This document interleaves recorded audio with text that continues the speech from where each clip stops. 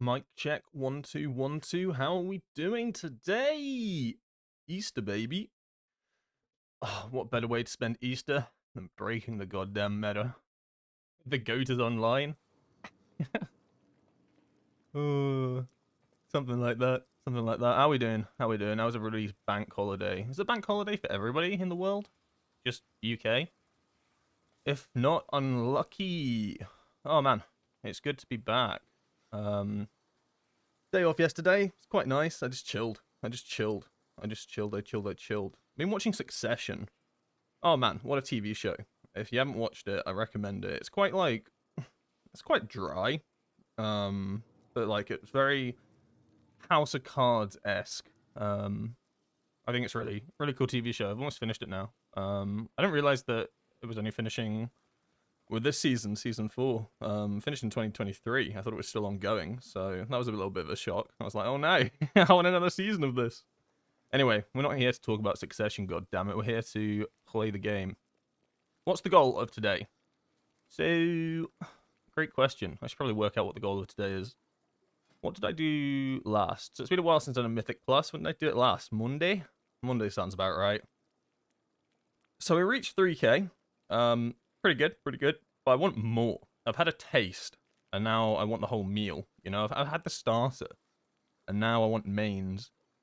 The goal is to get as high as possible, right? I think 3.2 is a pretty realistic next step goal. It's going to take a while. I think you need about all 14s. Probably you need some 15s in there as well to match up.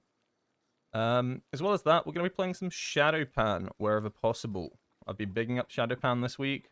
I personally think that it plays very well. I even tested it out in the raid.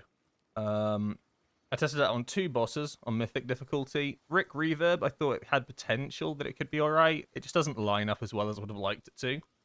However, Styx Bunk Junket is the real talking point. I think it's an actual super viable build, and you could probably get rank 1s with Shadowpan on that boss. I managed to get like a rank 10, and I don't even think I played it properly because I haven't played Shadowpan and raid for... When was Nuremberg Palace? Like, last year. So it's been a while. It's been a while, but I definitely think it has potential. And if it has potential on Styx, then why the hell would it not have potential in M+, you know? Higher keys. So, what we got? What have we got? We have a 14 mother load. So I've done a mother load on 14. It's probably my weakest dungeon. I'm going to run another 14, but I'm going to play Shadowpan on it just to get warmed up. You can potentially get rating, I guess, if you do it faster. But yeah, basically just a warm-up dungeon to start and then see where we go from there. Can I send you a link regarding a sim? I'm unsure. You can't send it via the chat, Melentex. I don't allow links and stuff for obvious reasons. You can DM me on Discord if you like, and I'll try to get around to it. What's the sim related to? Is Shadowpan generally easier than Conduit to play? Yeah. Yeah, it is. I think with Conduit, you have a lot of micromanaging, right? You've got to manage your windows. You've got to know when to use your big burst window or when to hold off on using a burst window for like a smaller sort of window. There's a few instances of that in the raid, right, where it makes sense to hold off on your big cooldowns. In Mythic Plus as well, right? You might get your cooldowns come up, but you might be finishing off a pack, so it's actually more worthwhile to just send out a small one, wait the 25 seconds, and then send out the big burst. Whereas Shadowpan, you're basically just consistently pressing abilities off a cooldown, using your big cooldowns more or less when they come up. There's a lot less micromanaging, a lot less min-maxing with Shadowpan. I mean, you do have to like take into account Wisdom of the Wall and flurry charges and stuff like that, but compared to Season 1, it doesn't actually make up as much of your damage as it used to. All the damage comes from Fist of Fury, Spinning Crane Kick, and Crackling Jade Lightning now, right? So min-maxing lightning windows is a bit more important. So let us actually go into the right build. Shadowpan AoE. This is the build I'm going to be running. I don't have a Priory Trinket, so I'm not going to go for the 2-minute setup. That would be like Strike of the Windlord. I do want to test that out at some point, because I think it's got potential. It's not the better Shadowpan build, but I think it'd be fun to have some more buttons, play Slicing Winds with Shadowpan, but I don't want to be running Swanspawn for that. I think the 2-minute setup complements that build a little bit more, so either I got to get lucky or actually farm the drop. I'd prefer to get lucky. I don't really want to farm the drop. But we'll see. Why YouTube comments not show up on the stream? Because I had to choose one or the other.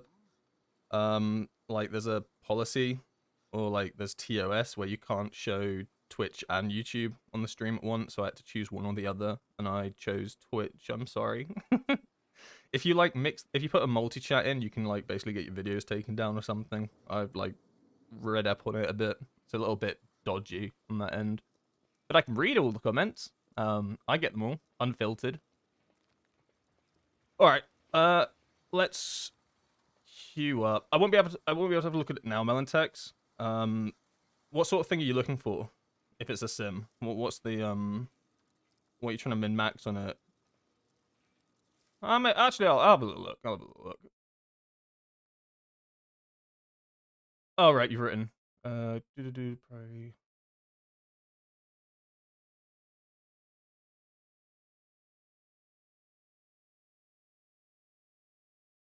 Let's have a gander. Let's have a gander. So you're concerned about the weapon? Why it's something better than the priory weapon? I don't see the priory weapon in this sim, but don't worry too much about that. Basically, even though like when we say the priory weapon is like one of the best weapons you can have, that's going off of like the optimum sim for a character, right? So you have like theory crafters will conduct a sim with best in slot gear, so everything will be 6, 7, 8, everything will be 6, 7, 5 if it's crafted, and that'll be like your ideal gear setup. It doesn't mean that it's going to complement every single gear setup, because obviously you're not going to be able to get every single piece of that gear for a very long time, right? So for instance, they might have a pair of legs that is different to what your pair of legs is. They'll have different trinkets, whatnot, whatever. So even though like haste mastery on the weapon is like best for that simulation, crit mastery at the moment for you is weighted up better, and that'll be because of things like having Azarok's Resonating Heart, which gives you mastery, Signet, which I imagine is going to give you mastery. You've got a pretty big mastery ring here as well, so you're actually jacked out the wazzo with mastery. So currently the sim will then be saying, okay, you've got tons of... Oh, the weapon has mastery as well. Oh, that defeats my entire argument. Well, not really. Basically it's saying that you don't need haste, right? I guess is the other thing. It's saying that full conduit right now, it reckons that you have enough haste. Which, looking at your gear, you've crafted a lot of haste mastery, haste mastery, haste mastery. You've got big haste on this ring as well. You know what I mean? So basically the simulation will say, okay, you've got a lot of stats into mastery in haste right now. It probably is more value for you to get a bit more crit than it is to get haste on your weapon. Then let's say you ended up replacing this ring for a ring that had mastery crit, for instance. Then you'd have a good chance of that weapon simming higher because it would have haste on it. And it's the same for the legs, right? So at the end of the day, always trust sims. The sims are basically running all the numbers for you. And even if something says it's like, oh, best in slot, if the sim is saying it's not best for you right now, it's because it's taking into account your current stat rates, what your trinkets do, what your rings, associated circlet does, all that jazz. Does that kind of make sense? So for instance, for me, right, I've got a massive haste weapon, and I've got tons of mastery. If I got the priority weapon, I would imagine there'd be a really good chance that it would say that this weapon is still better, because this is like a big crutch in my haste right now. Like, it's giving me 1,600, which makes up a fair bit of my haste overall. So unless I did some, like, proper rebalancing with gems and potentially some other gear, it might just say, you know what, mate, keep the Grease Monkey shift stick. It's doing work. Does that kind of make sense? Ah, awesome. Does make sense. Oh, equipped a weapon from the Floodgate, not Priory. Yeah, sorry, I got mixed up on the weapons, but what I'm saying is basically the exact same thing. It's all to do with stats and what your currently gear equipping is and stuff like that. Okay, where was I? Great question. I've lost my track. Well, I'm in the raid. All right, first step one. Let's get out this raid. Let's get out this raid. One day Pacemaker will drop. One day House of Cards will drop. One day. Thanks for the streams and inspiring me to play Monk. I'm having an absolute blast and I'm changing mains because of you. Oh, I'm glad I helped, Gat. Yeah, one day those will drop. Get lucky in the vault, please. Fingers crossed for you. House of Cards is the big one, right? You have alternatives to Pacemaker. I mean, you have alternatives to House of Cards, but, like, really, you really want this. Pacemaker, you can have, like, alternatives like Mechanocore. I've seen people running the Oh, I think I have it. The Junkyard Magnet. I might have it on my other character. There's like a bunch of alternatives to that. I mean, like, it gets so bad that on my alt right now, I'm still running Treacherous Transmitter. So I completely feel the suffering of not having a house of cards. Like, trying to run a Transmitter. I was playing on Sprocketmonger Lock and Stock last night, playing Transmitter. Trying to stand inside of a, like, circle whilst you're getting pulled in by a magnet, or you got lasers coming in and just, like, go collect your orb inside. Like, it's absolute hell on earth. So, yeah, I completely...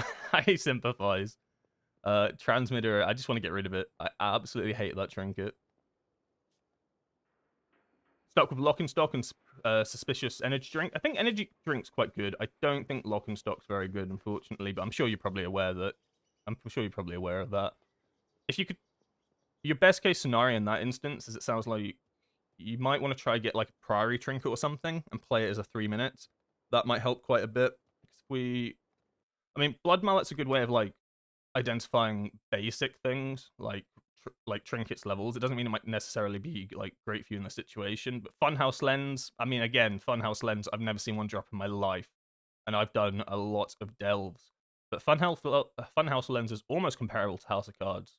They're very similar in power. Signet's not too far off. You just got to play it as a 3 minute, which is a little bit awkward, and then you see Treacherous Transmitter. The reason I'm still running it, right, because it's like it's still that good.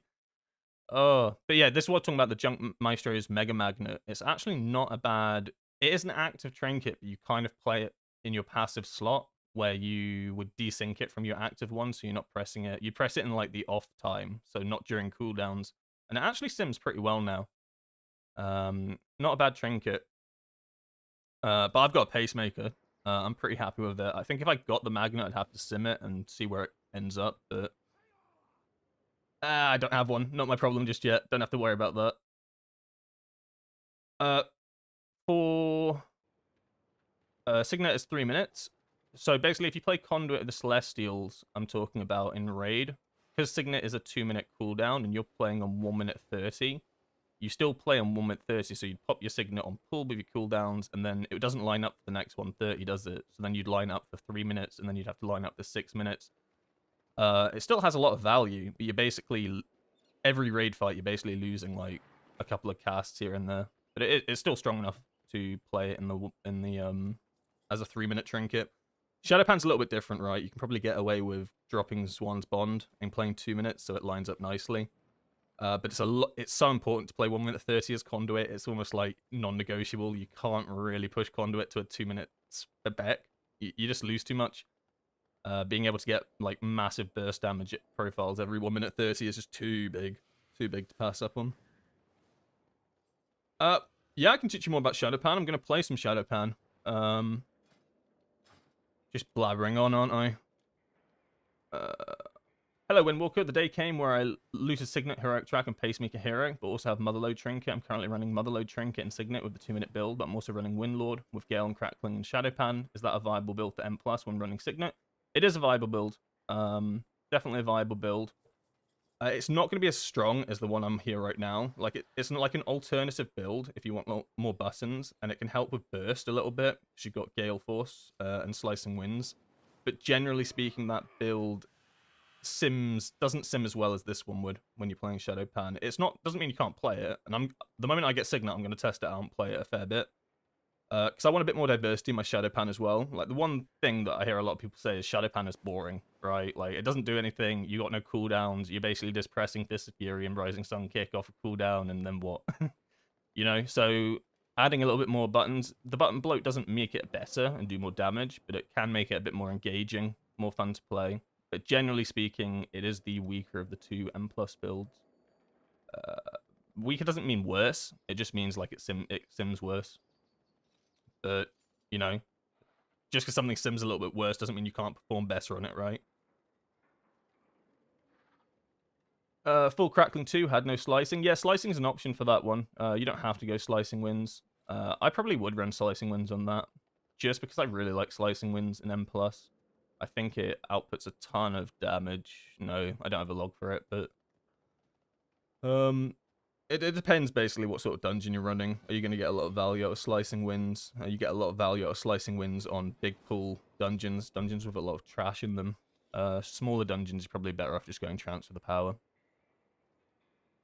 How can I get slicing and crackling? Doo-doo-doo. Put that into there. Get rid of Fury. Get rid of Zwan. Get rid of Zwan's battle gear. And then... probably get rid of this, right? I need to double check. I think something like that. I haven't run the build a lot. I have it written down somewhere. Hold on. Oh, no, this is exactly... oh, no, you'd take out Thunderfist. So something like that is how you'd run it. And then if you didn't want to go Slicing Wind, something like that. So you're basically playing a completely, like, 2-minute spec in this sort of build, because obviously you need Priory. You're dropping Zwan's Bond. It's quite a niche build as well. You need quite the specific setup for it. But that's how you'd run it. I have to try that. Screenshot that. Screenshot that. Screenshot that. On my DK, I'm trying to get Lens since week 1. On my Monk, I got it on first Bountiful. God damn. I've never seen a trinket drop from Delves. I am so unlucky with Delve trinkets. But I can't complain, can I? Because I've got, you know... I can't complain, really. But it was a little bit frustrating at the start of the tier, when I really needed trinkets pretty badly for progging, and I just couldn't get anything. I don't even know what I was running. I was running Grim Codex. I don't think I still have it, but I was genuinely progging bosses with this. Oh, it was a good time. It was a good time. Alright, let's queue up. Let's get this show on the road. 14 Motherload. We'll only invite people that are 3k, because I'm elitist now. We'll go for 666. I'm pretty disgustingly item leveled. I got very lucky in my vault. I got the Test Pilot's Go pack, right? Which is an insane drop to get. It was so good that I removed my crafted cape and I instead crafted legs instead and put the dusk thread on that. Just because this came out, this automatically is 678, right? So you don't spend any crests on this. So this really like was insane to get as a drop. We got a 3-stack running. Oh no, I don't have my... hold on, I need to turn on my thingy. We'll turn Narcissus off. I need to turn Raider IO on.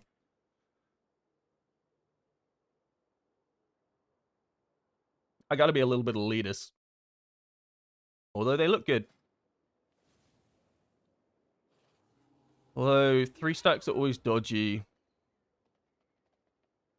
So if one person's not happy in that 3-stack, I always find like inviting pre-mates can always be like risky. It can either be amazing or super risky. So if someone's not happy in that 3-stack, they all bail. Also, I'm not too sure what the meta is now on them plus. I know they nerfed Priest. I don't know if Priest is in that bad a state. I'll invite him, it's fine. First dungeon of the day. We're warming up, we're warming up.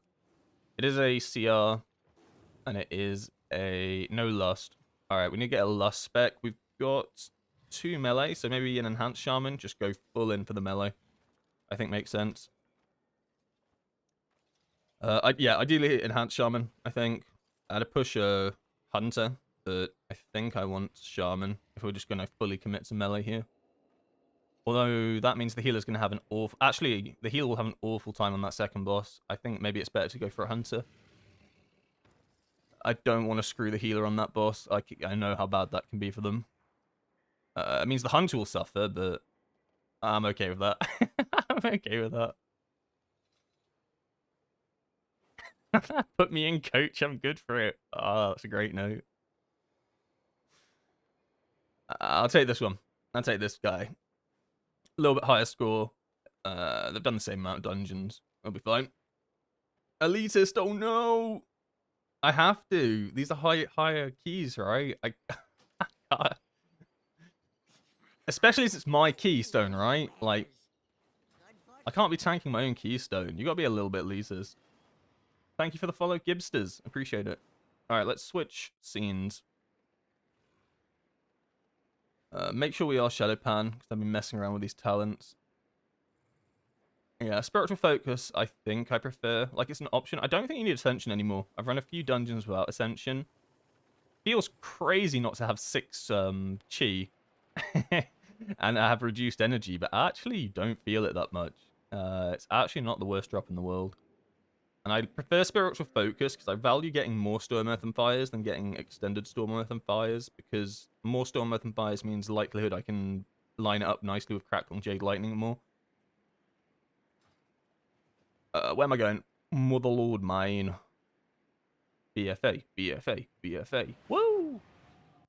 So let's get a real playlist going.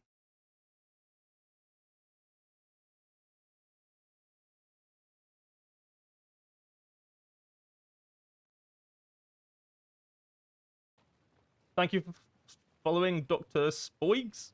I think that's how you pronounce that. Appreciate it. Thank you. I'll remove these bars in a sec at the bottom. In fact, that was important that I noticed. I've been running my no pot build because I am a cheapskate. I need to change the dungeon difficulty, don't I? Yeah.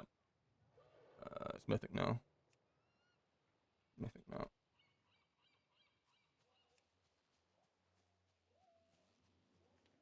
I just motherload, right? Oh, they're all inside in the normal instance. Oh, that's my fault. Let's get B-roll. Sorry.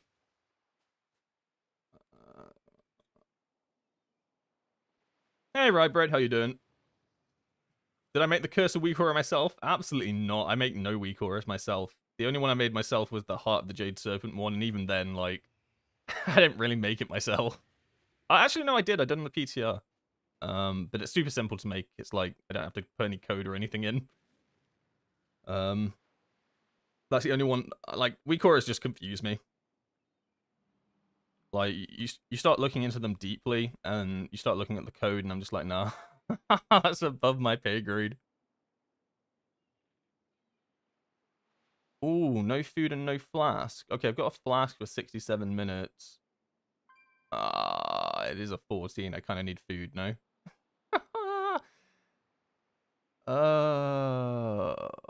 My god. He comes prepared. He comes prepared for his dungeons. Maybe I've got something in the war bank? Anything? Any food here? Don't look like it, do it? I'm sure it'll be fine. It's whatever. It's fine. Don't need it. Don't need it where we're going.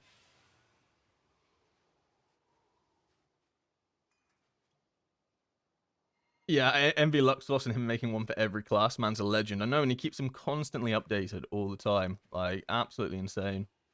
You have to have, like, a good understanding of every class, every spec as well to do that. It's crazy. Crazy to me. I barely have the understanding of a Windwalker monk, so I don't know how he does it. 4, 3, Alright, lock in. 1.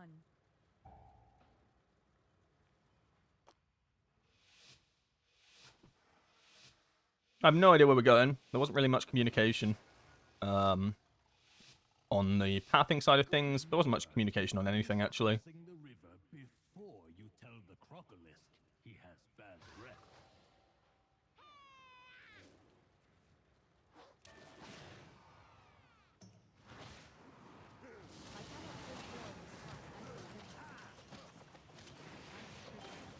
And I'm instantly stunned. It's a good day.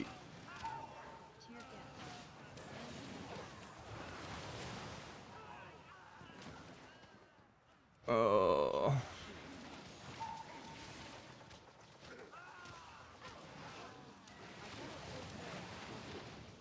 And my damage meter is cooked as well. I've done some horrible prep for this dungeon.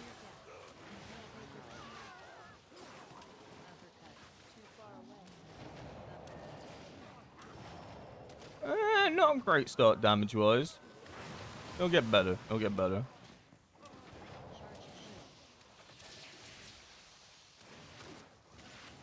I do kind of need to fix that for the overall. I hate not knowing which side the tank's going to go on either.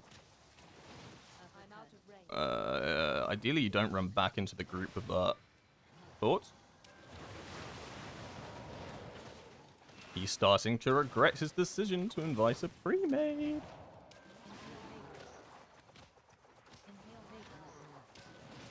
No, I'm sure it's fine. I'm probably dead, right? Oh, no. We lusted on that as well. It didn't feel like it. Alright. This is extremely cooked. I guess we won't look at overall. Unless I die or something, I can't really take the time to reset it.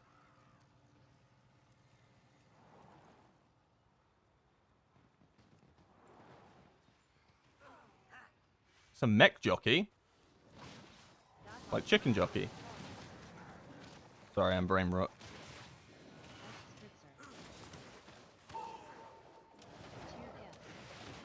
Oh. Oh. I always choose the wrong time to crackling. Anyone gonna get that? I guess not. Do we have no CC in this group? Have I been skedaddled? I think I've been skedaddled.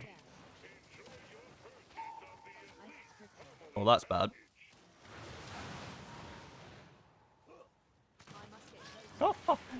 I feel like an old man.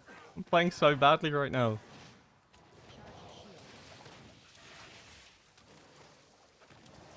Playing actual old man mode. Oh, oh, boss.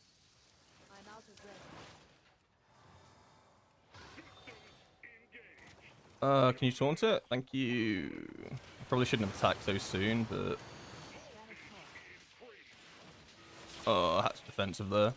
That would have been atrocious. I need defensive every single one of those. I made that mistake the other day. Not defensiving enough on those.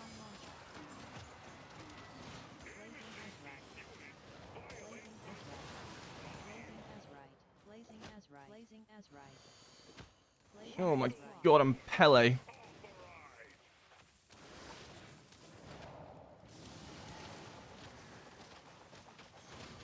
Must be so nice being a hunter, right? You can do like mechanics like that and just vibe. You can just still hit the boss, you can kick a ball.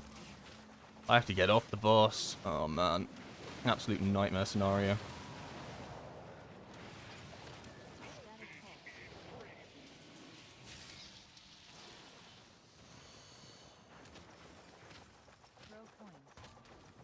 Oh, don't get hit by the cash. If he gets those two, that works. He's on those two. He's on those two. I'll get the one close. Sure, works. Trade deal accepted. Oh!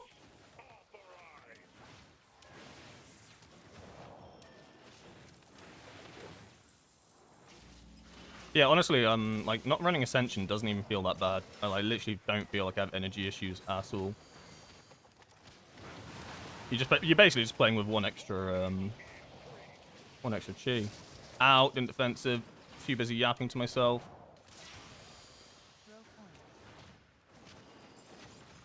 I'll get one more big damage window, I suppose. Football close.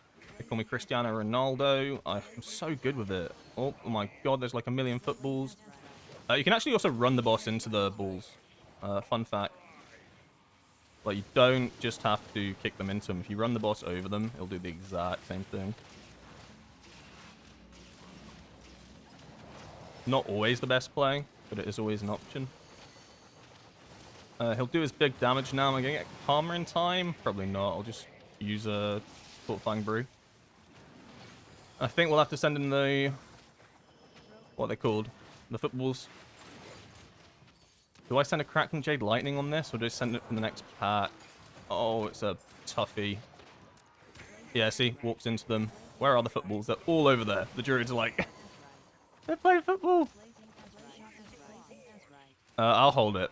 I'll hold it. I think getting a 20 stack on the next pack is probably more worth.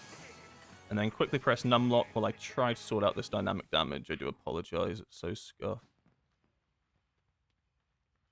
Cool. Oh no, I'm bottom. That's not good. I've got to fix that.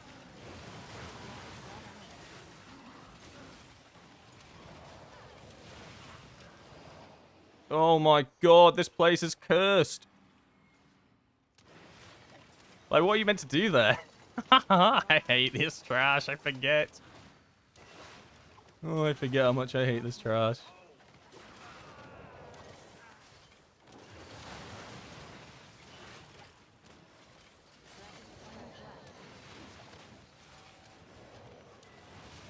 Oh, kill it quickly. He's blasting off. He's blasting off! Oh, I have cooldowns. Can we pull into another pack, perhaps? Please pull into another pack. This feels so bad holding everything for one ad. Oh my god. Oh, it's so cursed. Oh my god, it feels so bad.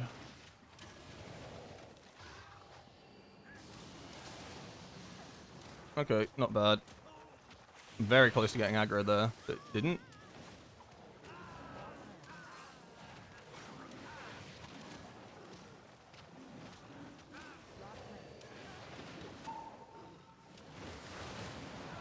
What are the circles under the nameplates? That is chi. It's like a chi bar, so whatever target I'm focusing, it will show me my chi on that. Generally speaking, though, I don't even look at that.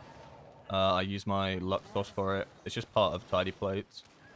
But I don't really utilize it.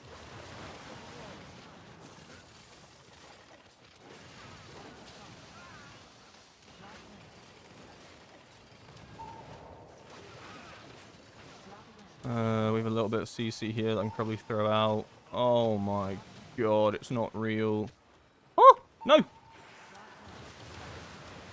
Stop it! Stop rock lancing my homies. I have leg sweep coming up. Oh, I hate having to leg sweep during a... Oh, what am I trying to say? Leg sweeping during a Fist of Fury feels so bad. But, better than people dying, right? Hello, I'd like to hit the ad, please. Thank you. Can you stop casting? Yeah, it feels so bad when like you've used all your CC, you've got 1 CC left, and you've got ads that are still casting, and you've got to make the decision, do I cancel it, or do I interrupt if someone's going to die? Generally, it's always right, interrupt. But it always just feels so bad. Probably easier with a pre-made, because you can actually communicate it. Like, please, someone else interrupt, I can't. Please, my damage, my damage, my damage.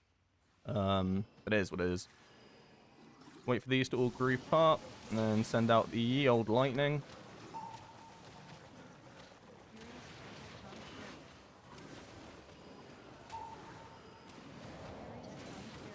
We didn't start the fire.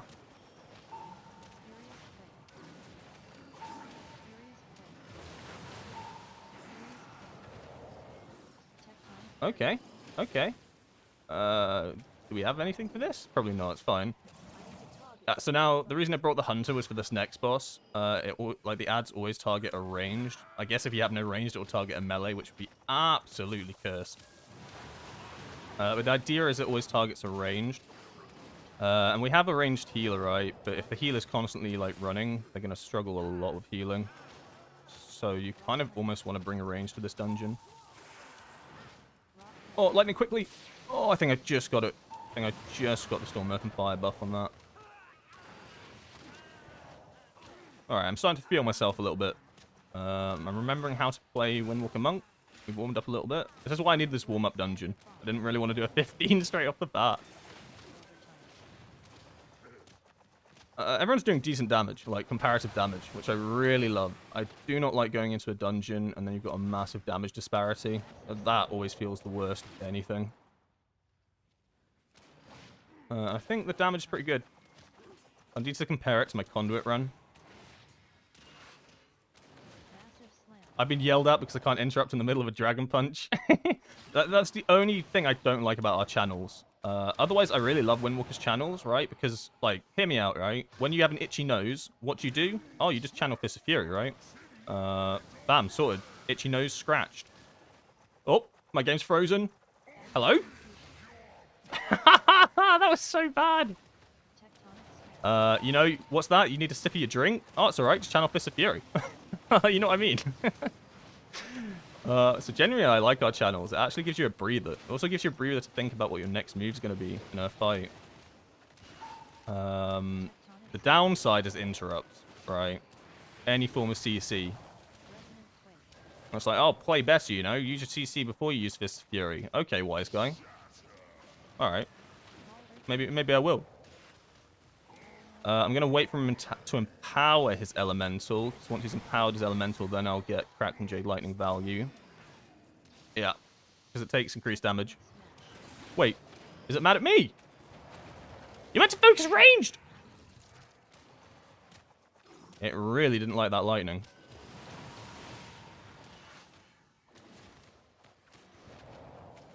And then my cooldowns might line up for the next one as well. Which is pretty good. We didn't start the fire. No! You can't run into the ad, mate. My cooldowns just about line up. You don't need to kill the ad. You don't focus the one that is unbig. Does that make sense? You're literally not meant to. No cap. For real, for real. Healer is dead. Is it over? You meant to run away from them. Like, no, I'm not being funny. Like, you're not actually meant to kill this one. The hunter is literally meant to kite. That's why I brought him. Because otherwise, you spend all your time attacking ads, and this boss never dies. It's actually not what you're meant to do. Man's cooked. And you're a hunter. You can kite. Like, hey, you don't even... Hold up. For this one, yeah, sure. Don't frontal me just yet. Woo!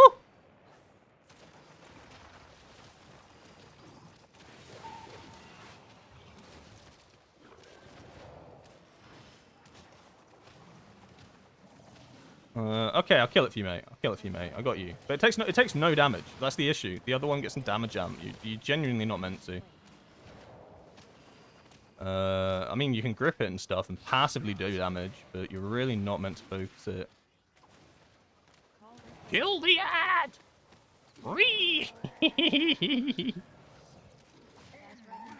Focus boss, I think. And then we'll cooldowns for the next ad pack. I think that will land pretty nicely. And yeah, Crackling Jade Lightning. It does some insane damage. Game's frozen. Just channel Fist of Fury. Oh, it's a good one. Oh, no.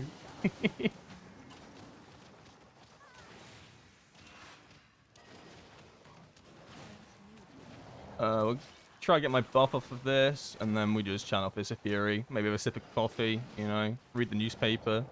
I'm just kidding, I don't read the newspaper, please. I'm not that old. Do the Sudoku. Sudoku? Sudoku? Oh no, they're different things, aren't they? I don't want a Sudoku. Isn't that like... Wait, kill yourself. No, that's the Puku.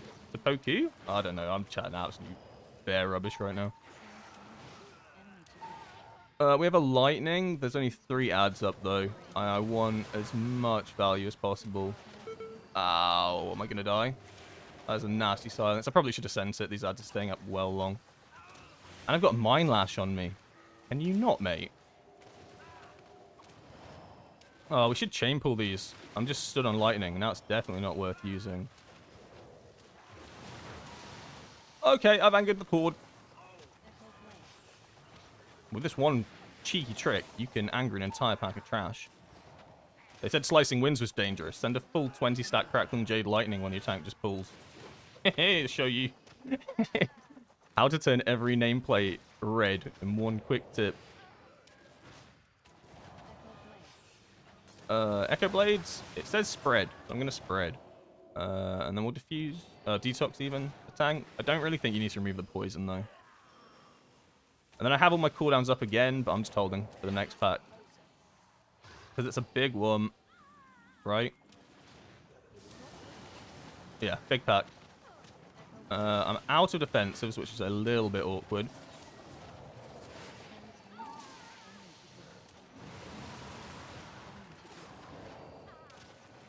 I've got leg sweep, we'll be fine.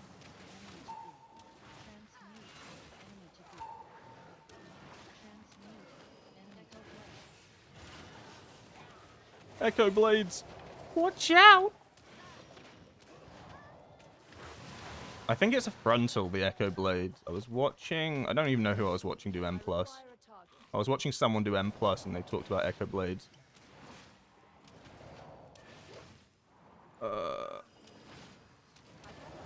Hello? I didn't even do anything! I didn't even do anything! I think I pressed Tiger Palm! Like, see why I try to take spiritual focus? Because it means I constantly get Storm Oath and Fires, like, a lot more often than you would normally. And that can kind of line up a lot more with Crackling Jade Lightning outside of your big cooldown window. Like, Drinking Northern Cover's good, don't get me wrong, like, extending it, but I think the value of getting more is even better. It just lines up nicely with the talent. Basically, trying to empower it. Like, Crackling Jade Lightning's all the damage, so trying to empower it as much as possible. It's basically the goal. And now for a chillin' boss fight. I've got 20 stacks. I'm not going to send them. Oh, I will send it out here, actually. What am I talking about? Probably not worth it. Actually, I regret my decision straight away. Why did I talk myself into these things? I usually have to delay my aggro by like 13 seconds. Yeah. Oh my god. That was a split-second decision. Yeah, delaying aggro kind of sucks. But it is in the best interest, right? It's better than getting one shot. And you find some tanks are just better at like instantly getting aggro than others. I find it's a lot riskier with slicing winds. It really depends what cooldowns you have up, right? Hello? What? Why was it... Who was that propellant blast on? It wasn't me. So it would say targeting, no? But I didn't even see the animation. Oh, this game's cooked. Blizzard. It was like an invisible propellant blast. So I heard my GTFO telling me bad thing. Oh, this is actually horrendous. This is bad because we lost a propellant blast. We have a little bit of room. Healer did die for his troubles. But probably worth if we have a res. Please tell me we have a res, otherwise not worth. We don't, do we? Oh no. So this is the end. Is it even worth casting a defensive here? I mean, we'll probably just die, right? And try to make sure we time this. I don't want a 13 mother load. Please don't give me a mother load. I'm not doing mother load all day. Hello? I don't know if I send cooldowns here. I don't think the tank can survive it. This boss hits like a truck. I have to make the decision, though. I make the decision. I send. If we... Okay, healer's getting rezzed. Right, I did... Yeah. Probably need a BR icon on my screen somewhere. So I'd never know when someone's going to get a battle res if we have it up soon. Probably not great. I love the smell of propellant in the morning. It's really easy as well. I could get it with my method raid tools. Just put it on my screen somewhere. I'll clear up this side, guys. Also, I refuse to Whirling Dragon Punch with this effect on me because I've heard it can bug you out and you can continuously get knocked back forever. Oh man, I love propellant in the morning so much I get it twice. Yeah, I love the smell of propellant in the morning. Ooh. Resin to insta-death. Oh no, I didn't even notice. Classic. Who got the catalyst? This boss is so bugged, it didn't even cast catalyst. This boss needs some fixing. It didn't even cast its mechanic. It shot out an invisible propellant blast. Ah, where's my bug fix button? Is it the PCR? There's something not right there.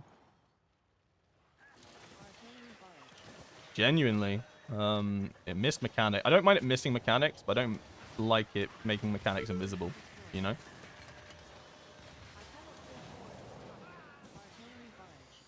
Woo!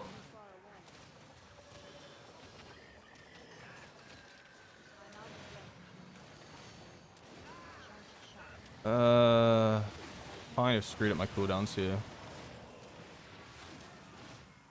But he's getting absolutely run down. It's not the end of the world, actually. I'm not happy about my cooldowns there.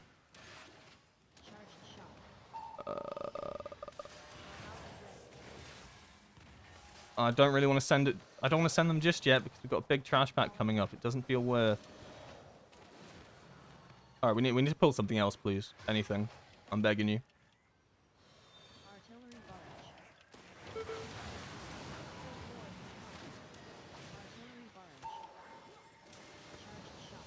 Ah! You see that? He just gripped the mines into me. Well, that's crazy. Uh-oh. We're fixated. Touch death it. Yeah. How about I blow you up?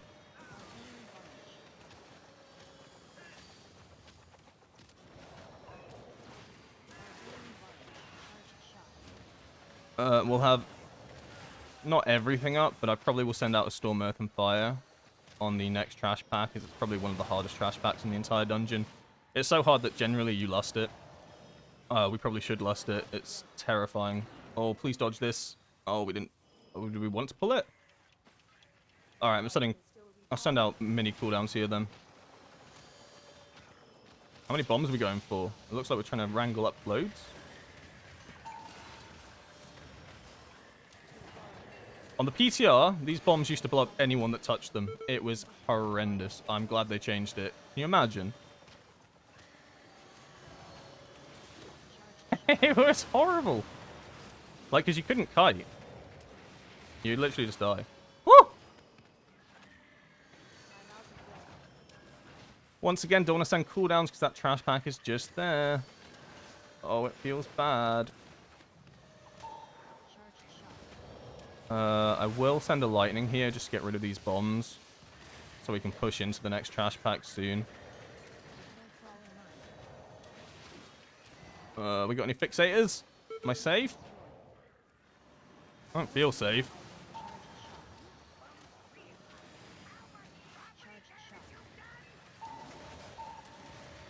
Ideally we lust here. If not, okay, I'll pop every defensive. I've definitely seen people lust here, though. So the last boss isn't actually that hard. He's kind of a joke. It's all dodging right in safe spots.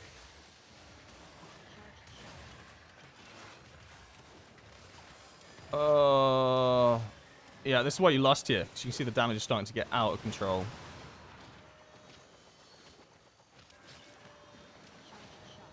Oh god, please kill this one. Everybody on this one. We can kill this one, we'll be fine. Ah, quick! Okay, we're fine, we're fine. Climbable? I don't actually know if it's climbable. Completable? Sure. Be very close, 'cause the last boss fight is quite long.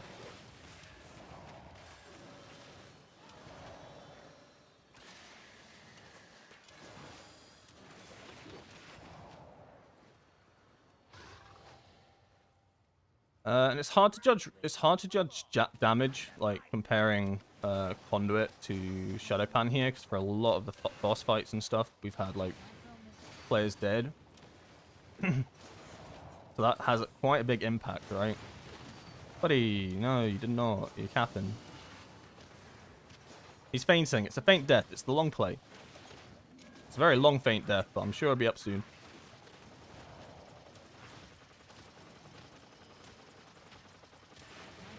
And then back into the safe spot. Okay.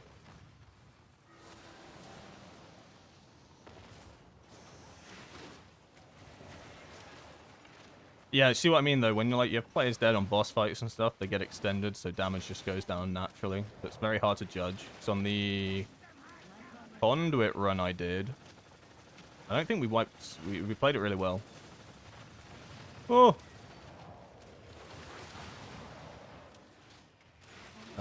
3 minutes? I don't know. That's so tight.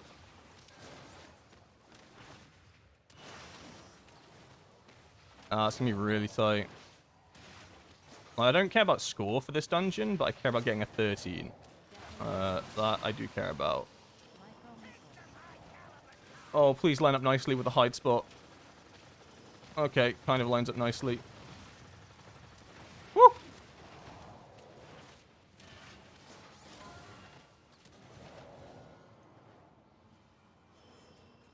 Go on, hit me quick. Thank you.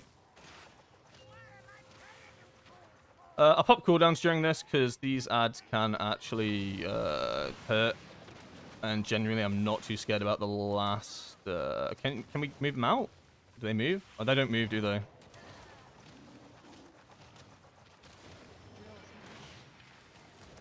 The last phase, nothing happens. But these guys can actually hurt.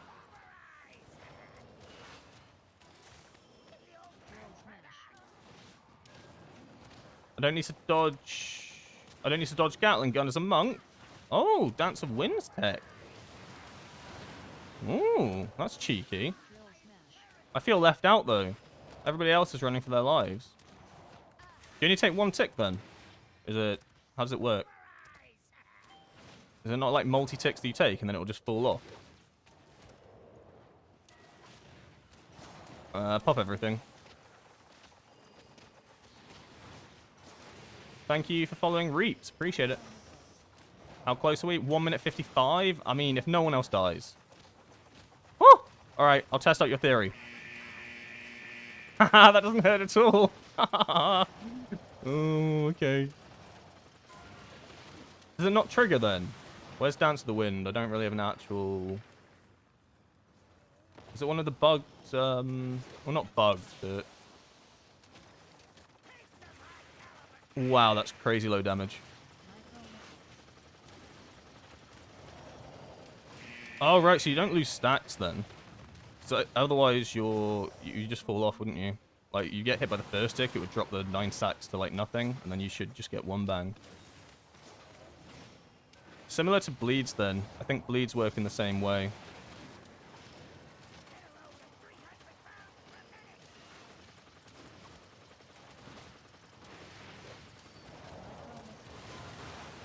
Oh, come on, I'm doing damage!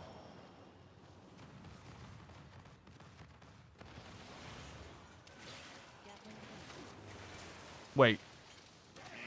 Oh. Oh, that hurt a little bit more. I was concerned that the rocket might have knocked it off, but it's magic damage, isn't it? I got a little bit concerned there. Do I feel warmed up after this dungeon? No. Not really. It's been such a cursed dungeon.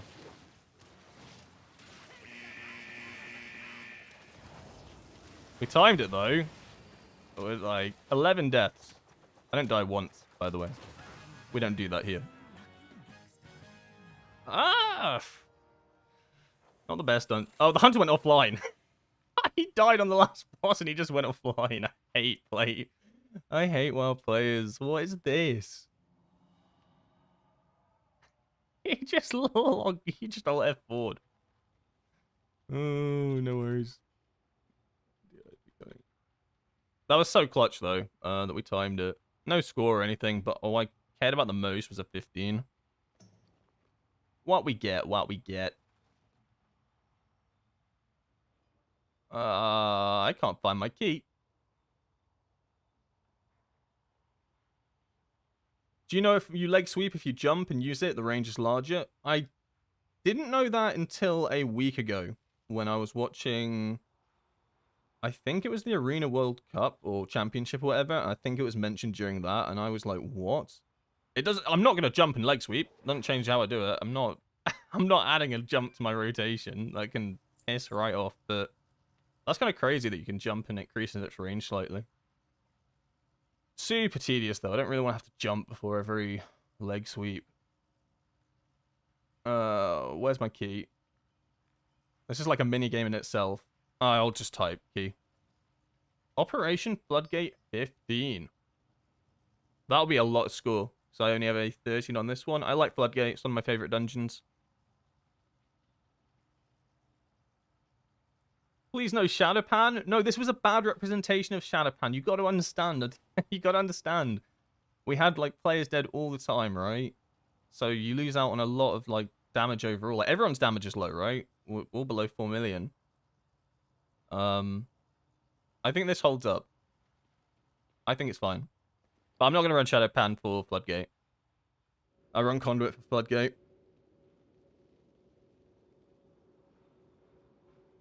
Don't worry. Don't worry yourself. Oh. Could you explain why the Floodgate Trinket's good? Isn't it just giving us crit, our worst stat? As Darth said, it's a lot to do with uptime.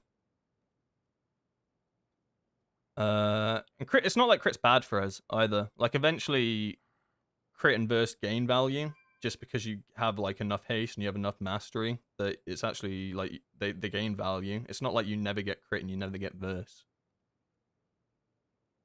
Where's the uptime of this?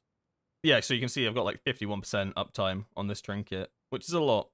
I think it has two passives.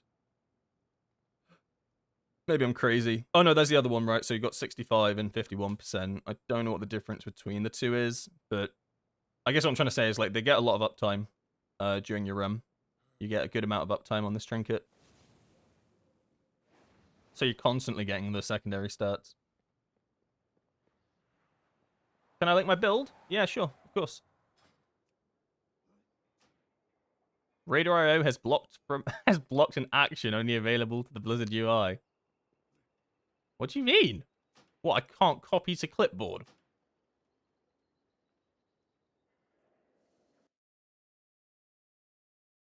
Okay. Ignore. Does that work? No, that doesn't. Are you going to make me take off Radar IO just so I can clock? Oh my god, this game. What could even be the bug there? Or the complication? Oh, I'm sorry. It appears you're doing Mythic Plus. And because you played Shadowpan, you cannot send this code to anyone. We've detected a Shadowpan build that you're trying to share. That is illegal. I've copied it. Hold on, give me a sec to...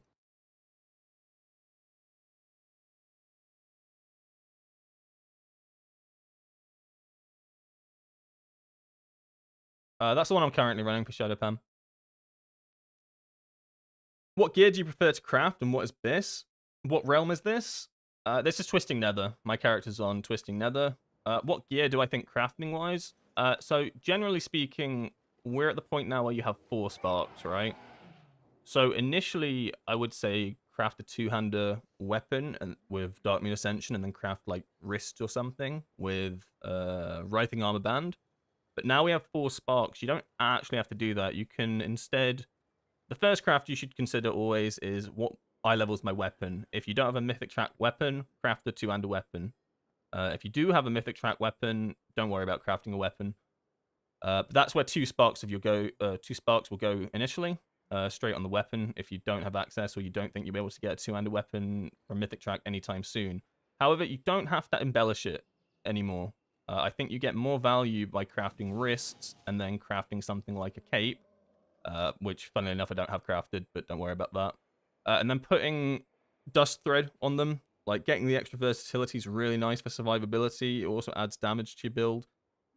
These are 2 slots where the impact isn't so much that you're not getting max eye level. Then I think a neck is a good one. I mean, at the end of the day, this is all going to be character dependent, right? Based on your gear. If you have a mythic Mugsy neck, then don't go crafting a neck, please. You know what I mean? But I didn't. I had like a... What was it called? The one from Cinderbrew that everybody chases. So crafting a neck was really big for me. And then I ran a sim the other day for a final craft with my final spark, and it came out that legs, our offset piece, was actually one of the best pieces to do. And then it made sense to remove the craft in my cape. But priority in order, I would suggest would be 2-hander weapon, wrists, cape, potentially boots. belt, and then something like, you know, legs or neck. Like, there is an order to it. I'd always say sim. Like, it's quite easy to sim for crafting. You just put a sim into Droptimizer, and then just run 5 individual sims, looking at each of the combinations of secondary stats. It sounds complicated. It's not. Actually, you know what? I'll show you real quick. I won't run all the sims, right? But you go Droptimizer. I don't know. I need a sim profile, don't I? That's a great start. So I've got my sim profile in. Professions, Epic, 675, and then you just go, you run 5 separate sims, one with crit haste, one crit mastery, crit verse. I just make multiple tabs, right? Because I'm a sweaty min-maxer, and then see what comes out on top for crafting. And that's the best way I think of doing it initially. But I don't think you have to go... Oh, what was I saying? I don't think you have to go Dark Moon Ascension anymore. I think we have enough sparks that you can get away with now going double dust thread. It should be illegal. After the first season, I don't want to play Shadowpan, never again. Well, neither did I, right? I think because we played it all of season 1, but now that I've had a bit of a break from it, and I've been sweating Conduit, I don't mind a bit of a change of pace. I don't think it's Mesa, by any means. Like, even the high-ranked Windwalkers are still running Conduit. Like, the thing is, Conduit didn't lose value. It's not like Conduit was nerfed, right? Well, it was nerfed, but not this week. It's just Shadowpan got better, so it becomes a bit more viable in certain dungeons and pathing.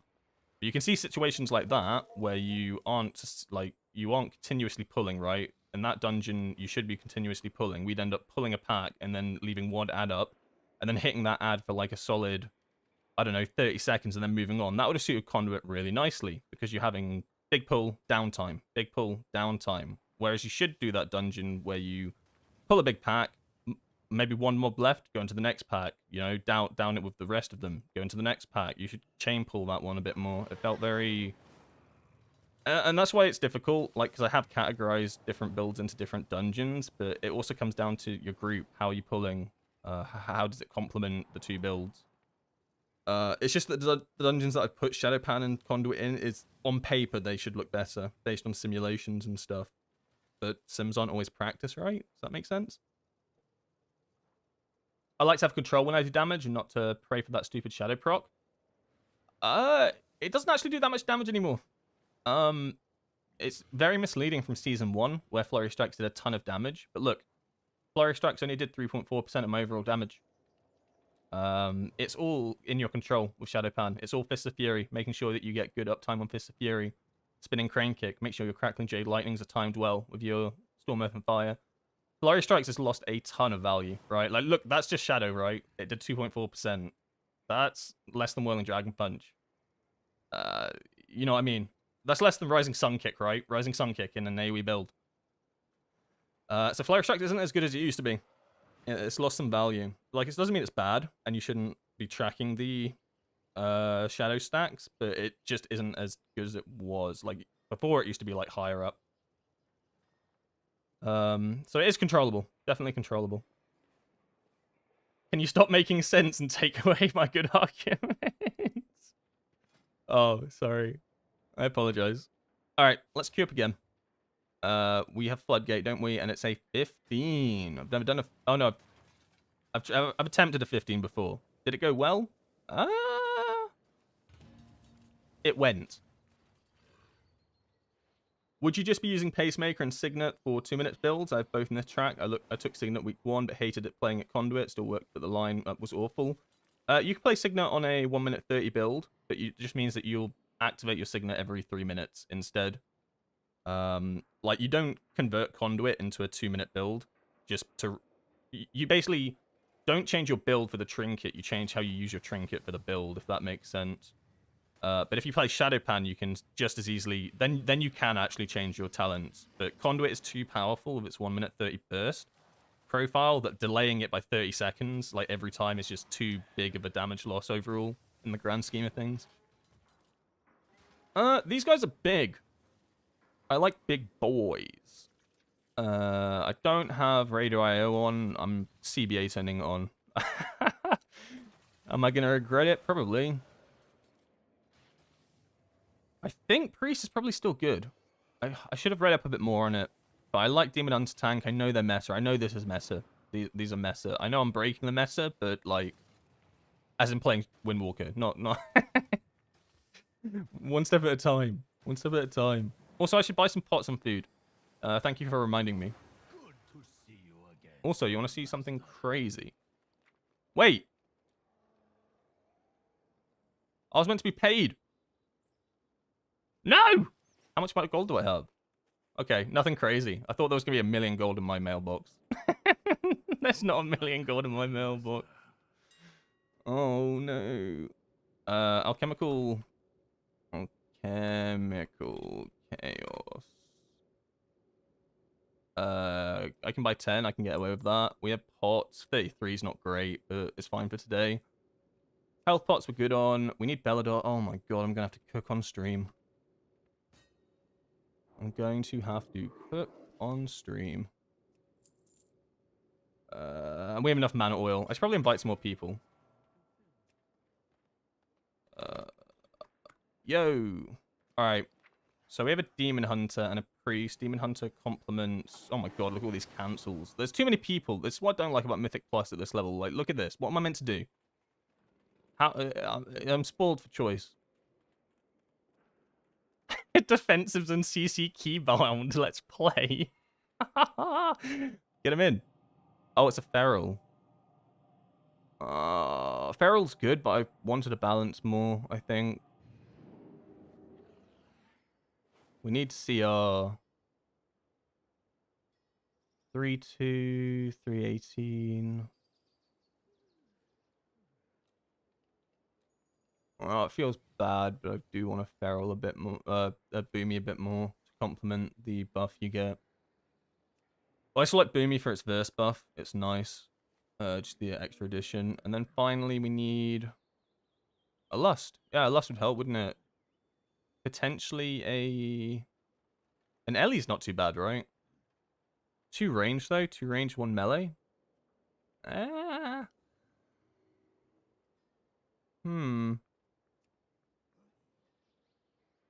don't know. I don't know enough about these specs. I'm gonna take them. I'm gonna take them. Oh.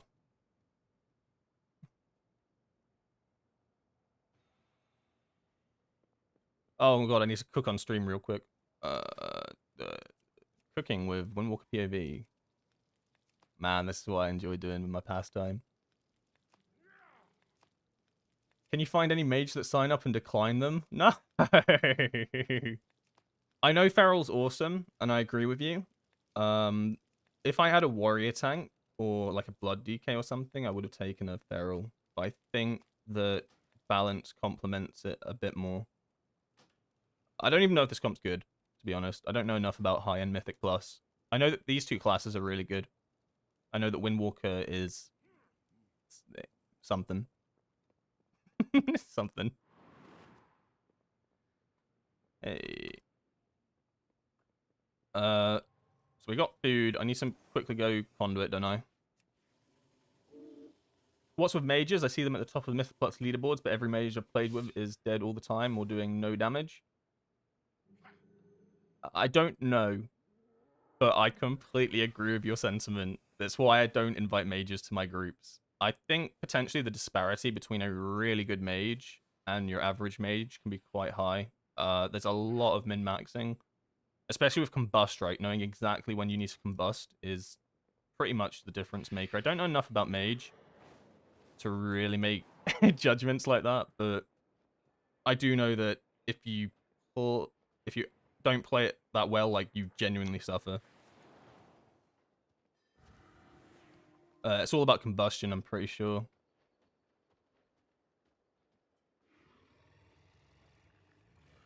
Where am I going? Floodgate. I should probably look at the right expansion. That would help. No? AoE Cocker's Goat. You're not wrong. I got some great build names. I used to have such scuffed talent names, but I've actually labeled them correctly for a tier. Like, they used to be horrendous, all laid out in awful names, and then I'd do a raid boss and I'd be like, wait, which is my one for this raid boss? I wouldn't know, because I'd name them atrocious. I think they've got good names, right? They're all like boss specific. Yeah, more or less, the important ones.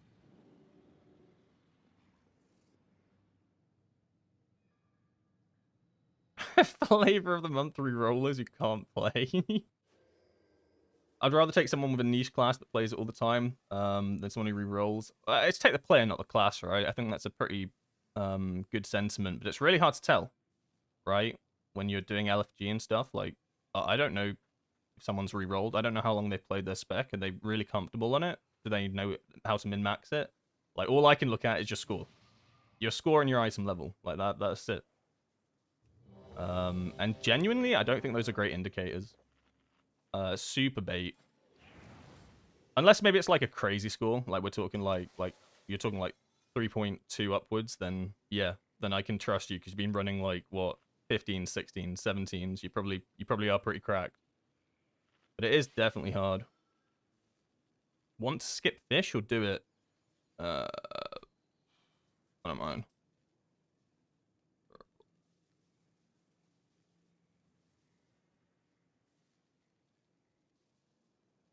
What we're doing route wise.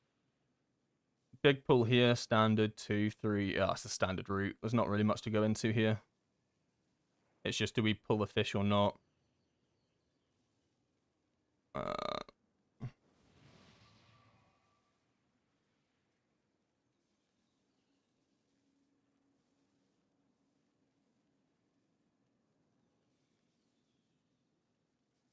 He says only if people know how to do it.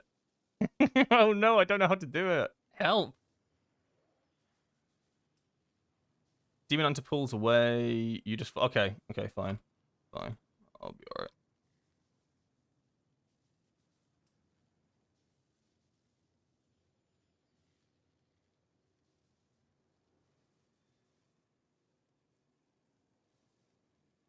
Sorry, I'm just talking to this group about how to do this skip.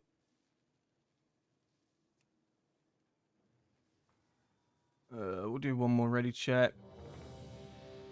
The moment he does the frontal, just full send it. Wait, what?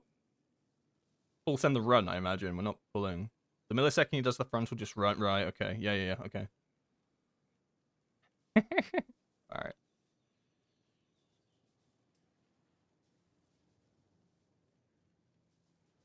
Alright.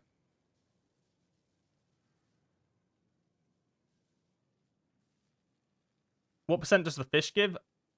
I can check.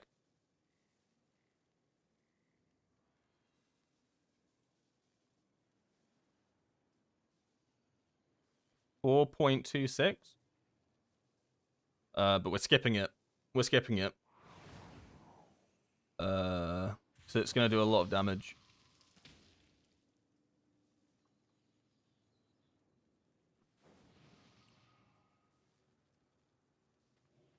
Oh, good God. Oh, I need to check my slicing winds works. Okay, cool. Actually, something you need to check. Alright. Where's the key? 5, 4. Hey, damn it, thank you for the bits. Another 100. You a real one, my dude. Cheers 100. Thoughts on latest dungeon nerfs? I don't know. I don't think Synergy needed nerfing, I'll be honest. Like, I don't know. Removing the blobs just didn't seem necessary. I mean, I get it. It's super tedious, but was it necessary? I don't know. What were the other nerfs? Oh, the Cujo thing. I've heard a lot of people unhappy with the Cujo thing. Do you want a secret? I have no idea how to do the Cujo skip. Line of sight, even. I've never done it in my life. So, you know what? It's actually a buff for me. Yeah, no idea how to do that line of sight. Never tried it. Not my problem. You know what I mean? But I've heard a lot of people that do know how to do it. Not happy. They nerfed the boss in compensation. So really, for me, it's just a 10% nerf. As I do the line of sight correctly every single time. I play the game how Blizzard intended.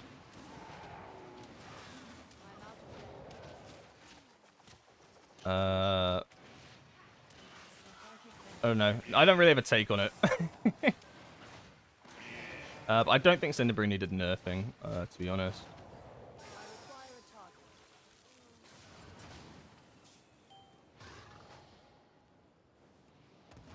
Oh god.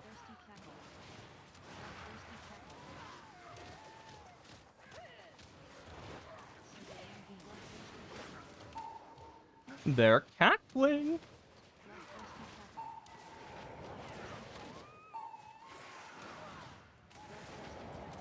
Oh my god, this tank is taking it. Oh. That felt really bad to have to do at the very end of Fist of Fury.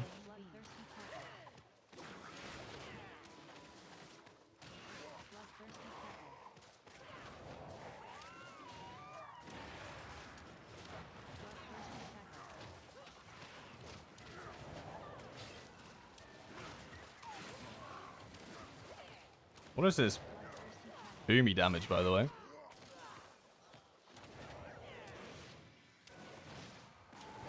Oh, kind of insane. Oh, I'm going the wrong way. I'm an idiot. Forgive me. Surveying beam.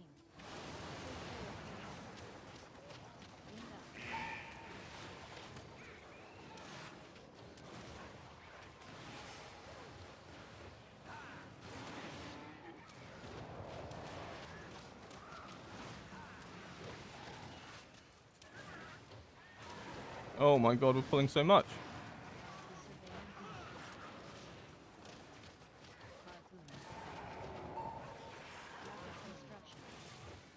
No harpoons allowed in my environment. Oh, he's got him back and on scaffolding. Oh god, there are bombs on the floor. I've never done this pack with bombs on the floor. Oh! No. Oh, a bit late there. I probably needed to press that sooner. The healer almost got.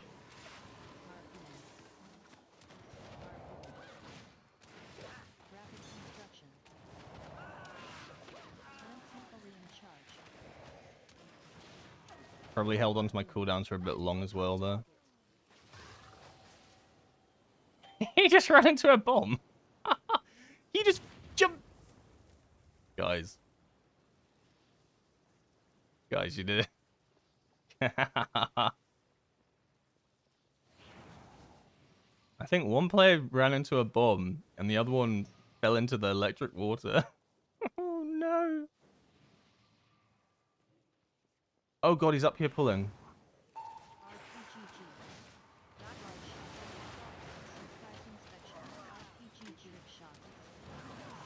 Oh. To what? Melees. Okay, I guess. Oh, and then they CR'd me, but I rezzed. Okay. Oh. How did... I mean, obviously I know how it did it. I don't even think I popped damage too early there. I literally held. I started with a paralysis, for God's sake. Oh, that's so bad. This pack's just gonna last for ages now. Tank's probably gonna die. I had all my cooldowns as well.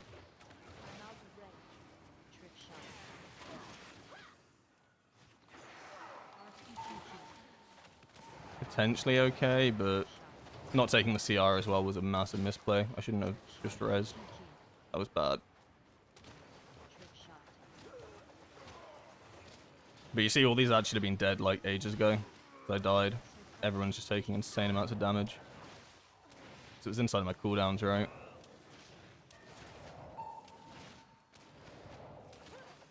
Not the end of the world, but it adds time. I don't know, just need to be careful with pulling. It's completely my fault, I guess. And what I hate most about these ad packs is they just all split up. Every single one of them. Like, these Dark Fuse Demolitions, they don't chase people, they just stand still casting their rockets. It's so tedious.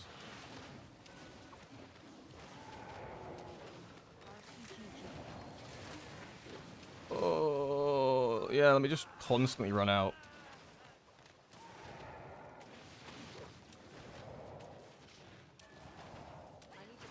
Yikes. Oh, man. That's not great for my damage. We're pulling this? I guess because we skipped the... So now how long do I hold? Where's he go? I should look at the pass a bit more, I think. Like, what do you mean? I hit one target. I hit 2 targets and I'm just going to die.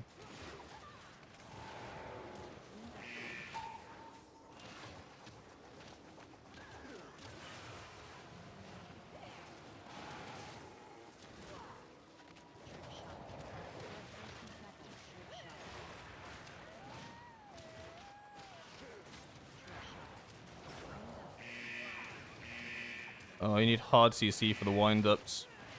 I ain't got no hard CC.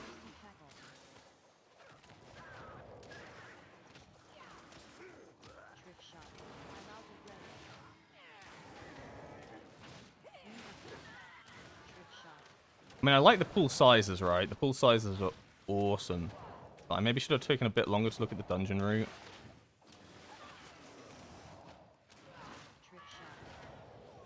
My cooldown management's all over the place. Oh, it's just not great.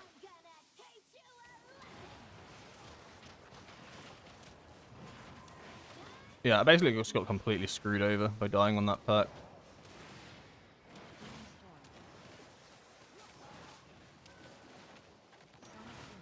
Of course I get Sonic Boomed. Why not?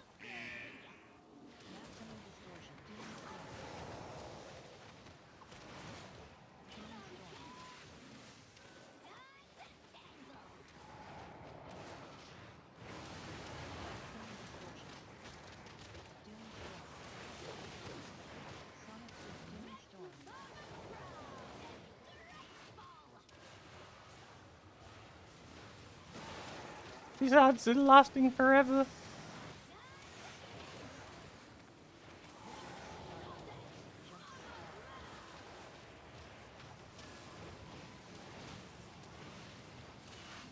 Am I playing Conduit? Yeah, I'm playing Conduit. Okay.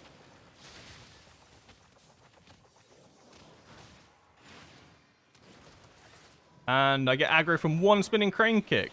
What is this game? One spinning crane kick. And suddenly I'm like enemy of the state #1.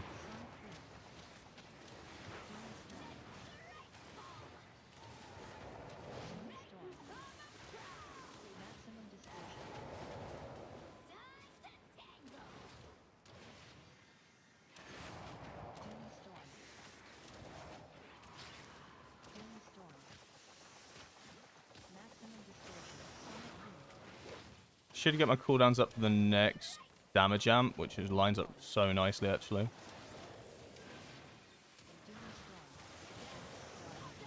I'm gonna pop a big coolie here and then go ham.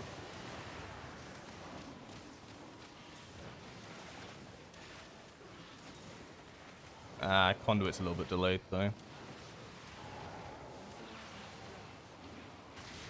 Oh my god, how many phases of this boss are we gonna get?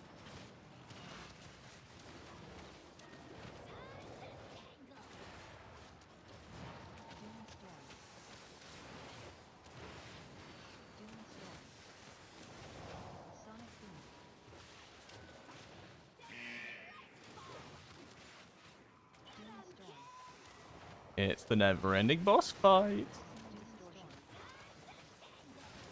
I need my defensives to jump start, 'cause that's just gonna... It's gonna end me.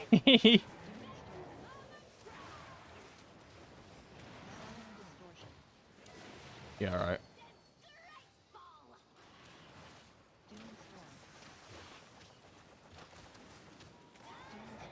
I don't always pop Strike of the Windlord, but when I do, you know damn well I'm gonna get a mechanic on me, which means I can't cast fists.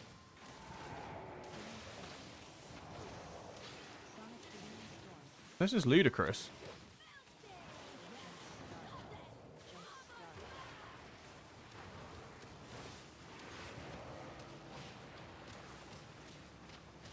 Alright, it should be over now. Actual hell on earth of a boss fight. Please die. Oh! One spinning crane kick later.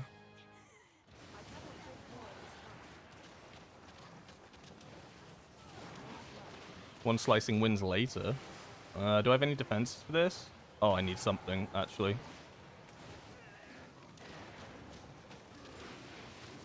So that was my health bar after I popped Fortifying Brew. I'd hate to see what it looked like without popping it.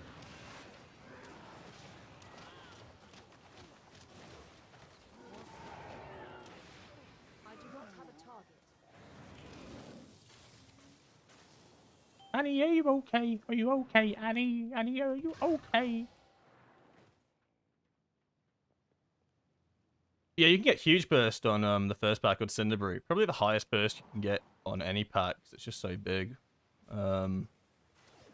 Definitely an enjoyable pack to do. Trick shot. I'm just dead here. I have no defensives. I just die. No defensives. We just bleed out. Survive.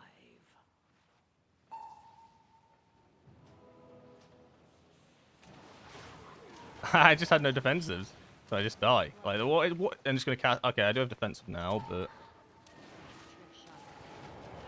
like it's insane damage. Potentially the healer hadn't ramped yet, but it's gonna cast it again. And what do I have? I can tell you I have nothing. More plus GG. Trick shot. Oh my god. Oh my god.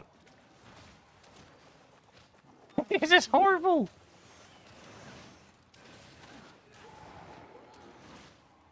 Jumping from a 14 to a 15 is nuts.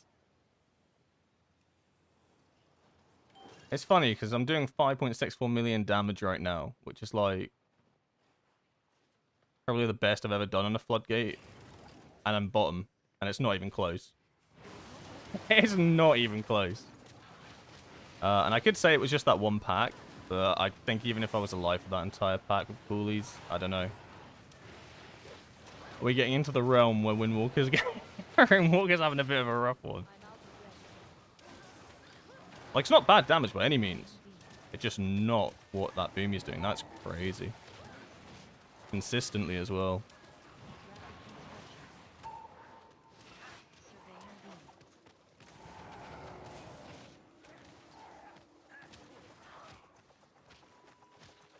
How are we with time? I have no idea, mate. I'll be honest with you. Surveying beam.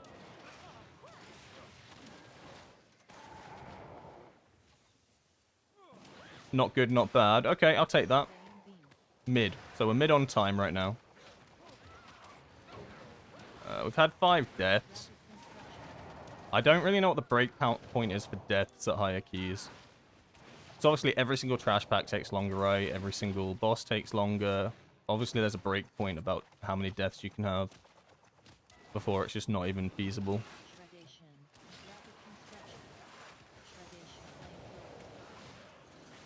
Surveying beam. Flamethrower. It appears that we have... Shredation. Oh no. We have a nail gunner. We have a nail gunner. Why do we have a nail gunner with us up here? Necessary. Why did you pull the architect? Oh, you didn't. Flame surveying beam. I've never seen an architect pulled with these. Shredation.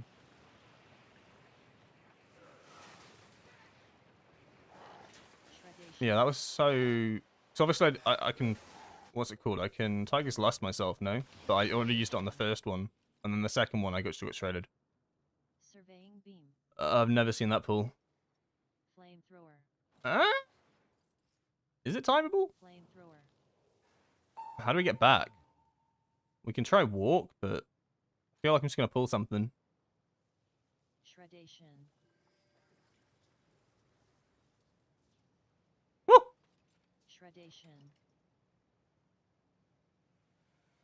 Surveying beam. Flamethrower. Too far. Flamethrower.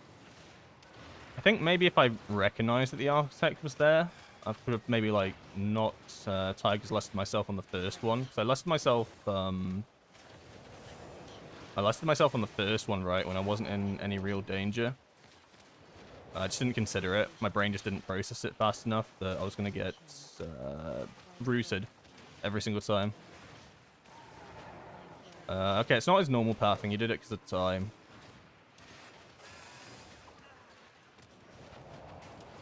We're learning, though. We're getting some takeaways from this. I don't think this will be timed. I don't even know when they'll call it, right?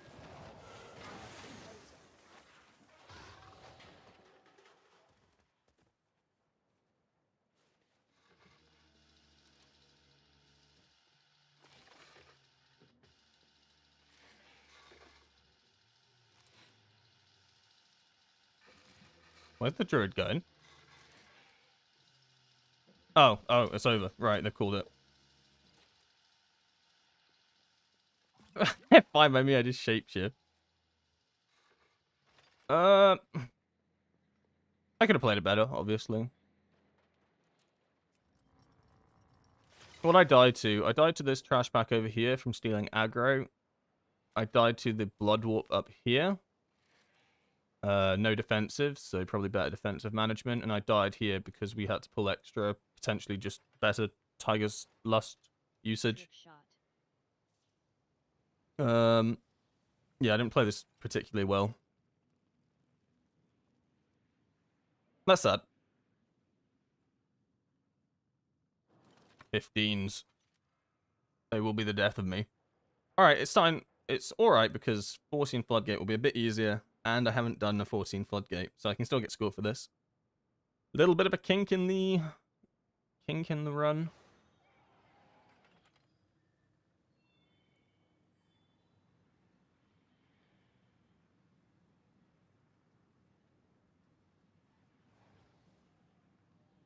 Yeah, my damage was atrocious as well. I'm not happy. I'm not happy with that performance. We'll grade that one a D. We'll grade that one a D.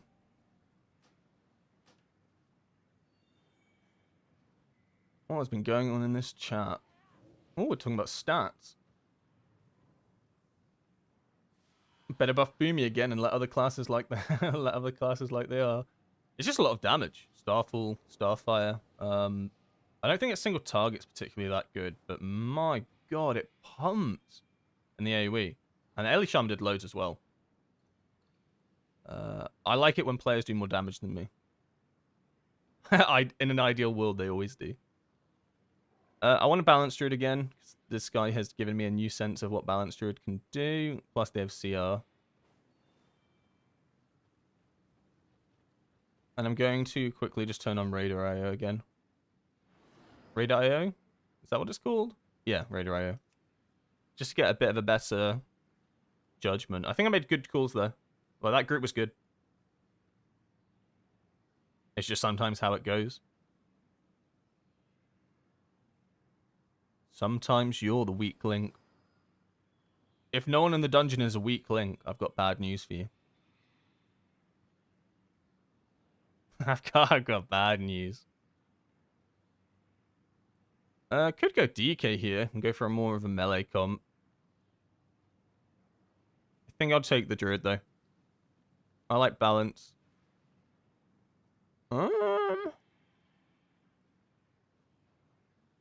Done 14s. Done 14s. I take the priest. I like priest. I still think priests are good. I think I'm trying to run the exact same setup.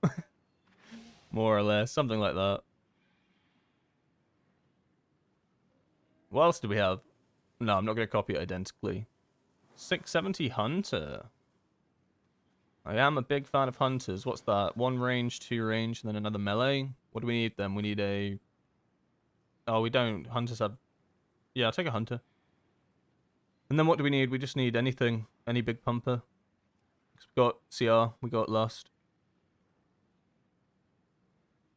I'm going to delist and go again. Because I'm getting overwhelmed. I'm getting a little bit overwhelmed by too many names.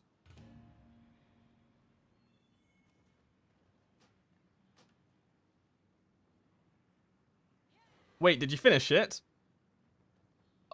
Yeah, we finished it. One way or another, we finished it. No, we didn't finish the dungeon. Usually at like higher Mythic Plus rating like this, the moment it's known that you're not going to complete the key, people won't do it anymore because you're not going to gain anything from it. No one's here for loot, right? No, everyone's just here for score. Oh, I have 3 DPS. I don't know why I thought I'd have another DPS. Kind of a big paladin? Potentially.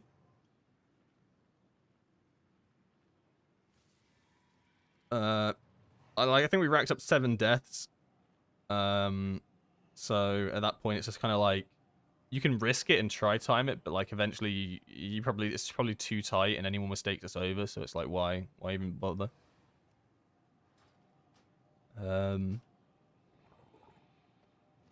So I don't get too bothered because I had it the other day as well, when people just leave or call it, because it is just what it is at these keystone levels.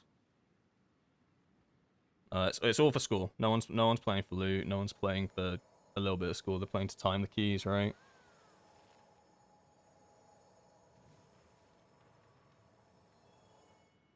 And if it's untimable, it's just a GG go next.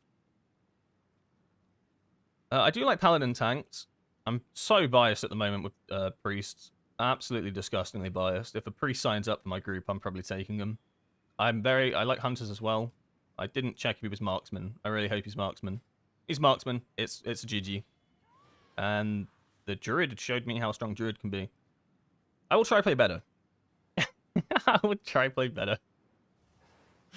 I cannot use that. I'll try play better. Feel like I need to move to Europe. Seems easier to find people for keys. Have so much trouble being Oceania. Oh yeah, I can imagine. Just less players, right?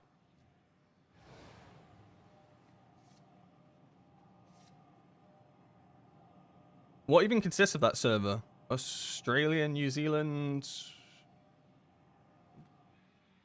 Fiji? I know countries. I country good.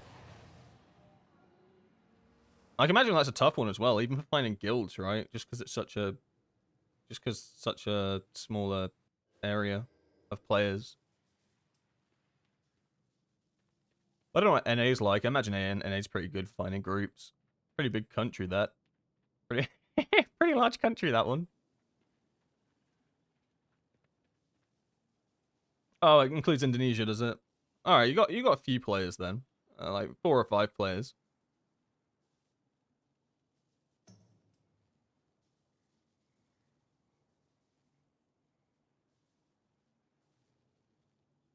No, I didn't Redunia. I found when I was playing Shadowpan without Ascension, I genuinely never ran into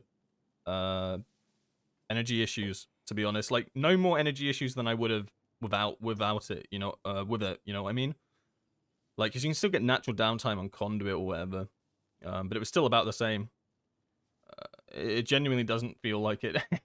It just feels like it can be taken off. I could even take it off Conduit, to be honest, and I'd probably be fine going Ferociousness.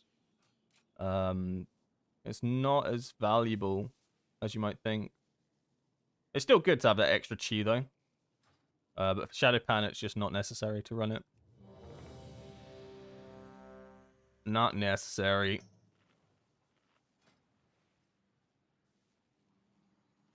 Alright, we run it back. First floodgate of the day. Oh, man. It's so strange. I haven't done this dungeon in ages. I hope I remember how it goes. Alright, no communication. No one said what we're doing. No path has been planned. It's my favorite sort of dungeon. These are the dungeons I live for, baby. 5, 4. Give the tank lead? 3, Absolutely. 1. Good luck with depletes. Just time my 16th blood after being declined from yours. I don't decline anyone. What the hell? I just don't accept people. There's a difference. Good luck with depletes. Thank you. I'll have fun doing it though.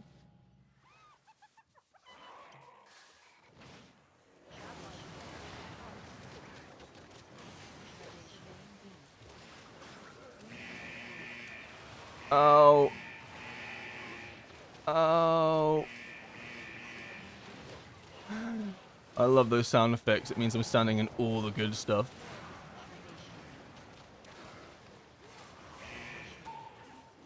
Oh, you know it's you know doing well when all you can hear is honk, honk, honk, honk.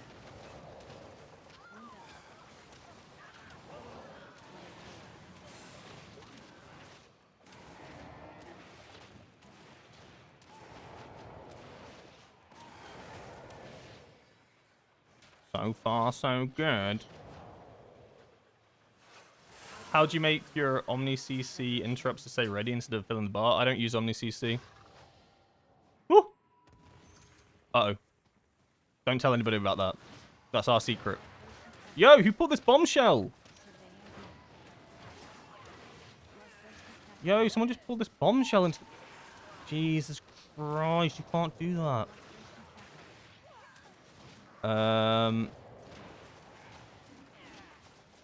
Yeah, sorry, I'm thinking about that Omni CC interrupt question. I'm trying to... It's hard for me to... Because I want to look back at the question to re-understand it. Because I didn't really read it properly. I just read Omni CC. But that's the issue of, like, trying to answer things during a M+ run. The moment I look away from this screen, I die. Like, I can glance every so often. So I do apologize if your questions don't get answered whilst I'm doing a run. I hope you understand. It's Bombshell Crab. Put a dot on us.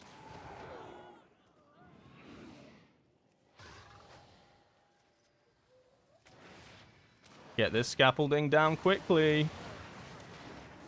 Fine, I'll do it myself.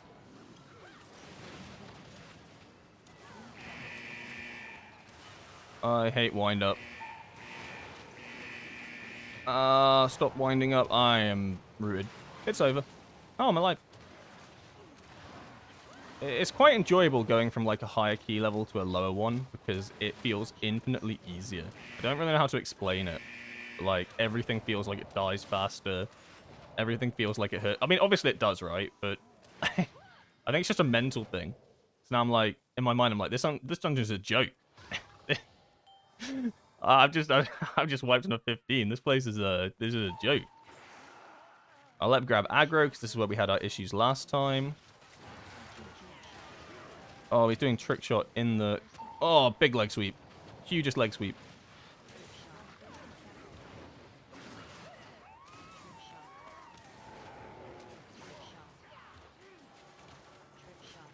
Stop trick shotting. What? Who are you trying to impress with your trick shot? Stop. Oh, I'm out of CC.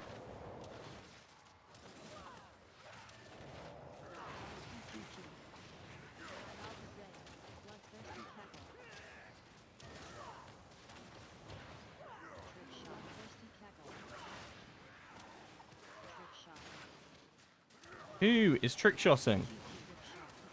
This Dark Fuse Demolitionist is actually pissing me off. No reloading for you. How about that?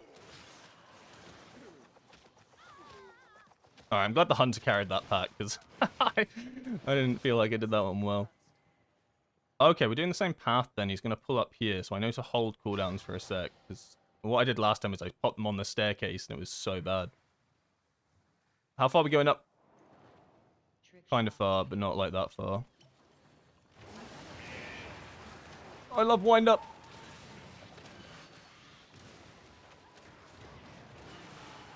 My conduit cancelled itself. I hate this game. Great game. Greatest game I've ever played.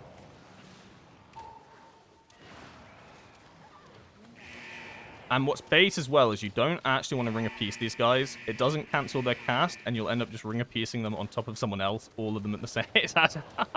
How do I know that? That's a great question. I've definitely done that before. Like, you think you're helping and you're interrupting with a ring of peace, you just knock them. They keep casting it. So you don't have leg sweep. Yeah.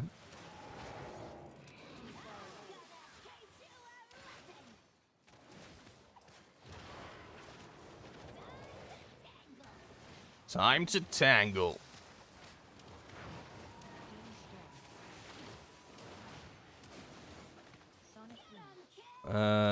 I'll probably pop cooldowns when they're up. I mean, it might be worth holding, actually, but... no, I think it will line up alright, actually. I'll get them just about at the end.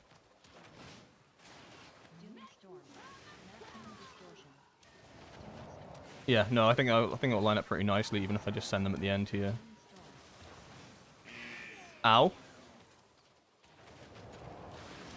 And we've got defensives. We'll be fine.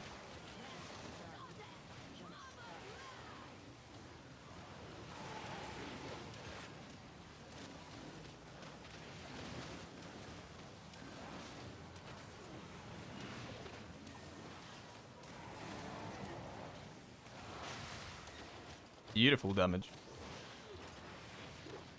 Oh god, it's angry at me. I'm sorry, I'm sorry. Doom's Door. Doom's Door.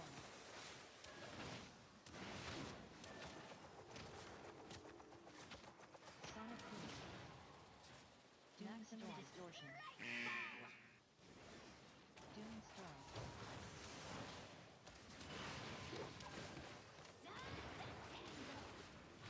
Time to tangle. Distortion.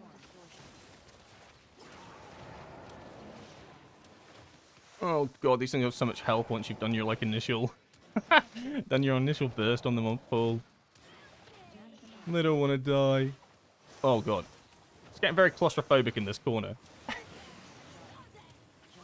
I have diffused magic, but I'm gonna wait a sec. I'll wait for like the end of the channel. Yeah, I'll cast it now. When like the big healing falls off. Maybe could have popped it a second earlier. And then do I send cooldowns? If I don't send them now, I'm going to be holding them. So I feel like I have to. I'll wait for thingy to come up. You know what I mean. The Windlord strike. Strike of wind. Ooh, tank got hit by that.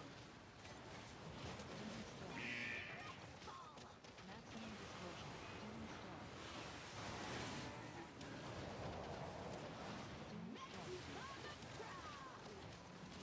Doom's Door. Doom's Door. Maximum distortion.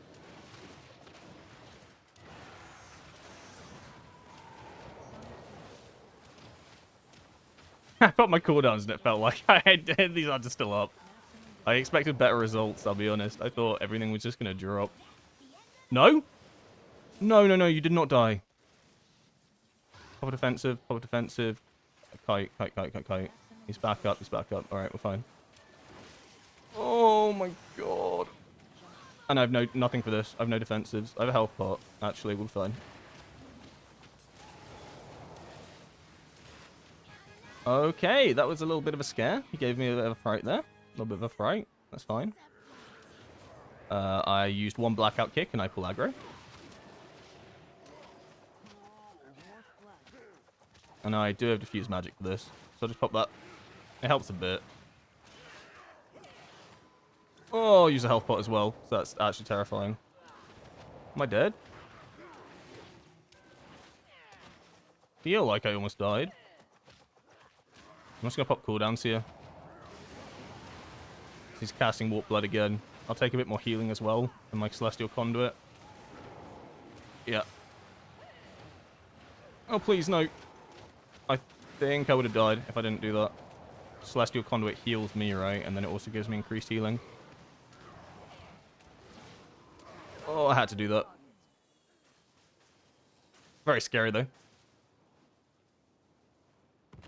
Oh, you meant the group interrupt timers? What you're using? Oh, on the left here. It's just an interrupt tracker. I'll try link it after the dungeon. It's also in one of my YouTube videos. If you type !weak horrors or !add-ons, it's in there. But probably easier if I just link it to you. I'll try remember. Try is the keyword there.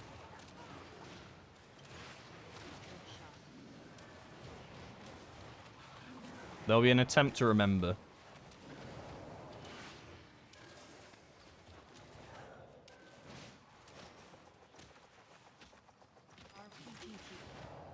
Oh, he's just, let me just check out my RPG so the melee can't do anything. Okay, yeah. Go on then. Oh god, it hurts. No defensives. I'm terrified. Alright. We're doing good on time. One death? Who died? Oh yeah, Tank. Who died? Oh yeah. Oh yeah, I remember.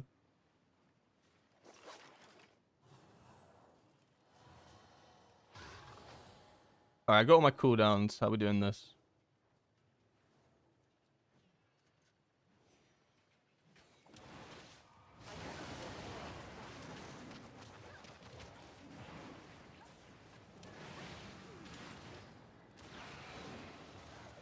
I need to be careful here. I don't want to instantly pull aggro. I'm going to pop all my cooldowns as well. Everything. Double up. This is a pretty big pull. I had my second Storm Earth and Fire lined up pretty nicely for that. So it's not too punishing to send it out again. It means I won't have anything for up the stairs, but generally up the stairs you just kind of pull the shredders. You don't do that crazy pull that we done in the last dungeon.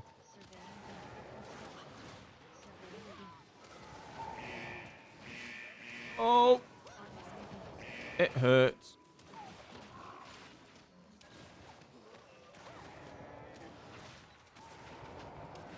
Once again, everyone's doing good damage. That's what I like to see.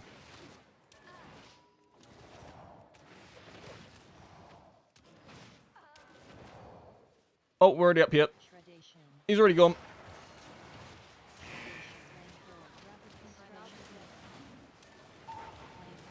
Oh no, we have an architect. We have an architect. Code panic. Code panic. Get him out of the scuffing now. Yep. Get him out. Kill him. Kill him. Kill him. Alright. I'm glad that he put his scaffolding up, actually, because I didn't notice. I genuinely didn't notice.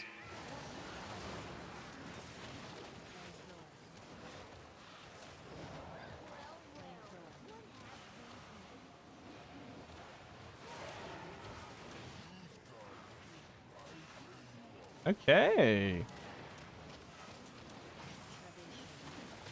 Now, the next boss coming up, I'd argue, used to be like... To me, it felt like this was the easiest boss in the dungeon. But I feel like recently, it feels like it's one of the harder bosses. Not from difficulty, it just feels like it's a complete mess. I don't know how to explain it. When I played this on the PCR a lot, like I was like, this boss is a joke. It probably needs buffing. But I don't think they changed anything about it. To be fair, I think they probably nerfed it, but it feels like it always is the one that like gets out of control. Like you desync the boss's health bars, things go wrong with the dash, things go wrong with the dispel. Yeah, it's a fun boss. And it's aggroed on me. I'm dead.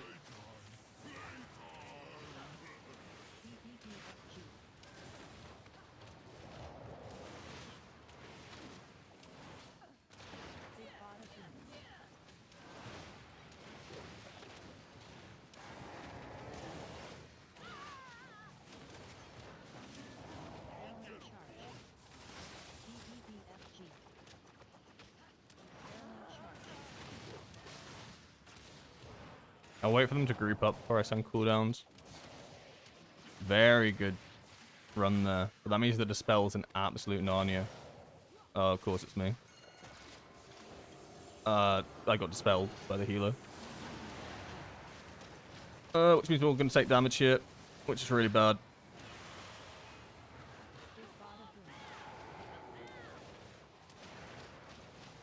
Yeah, I don't know why I got dispelled so early.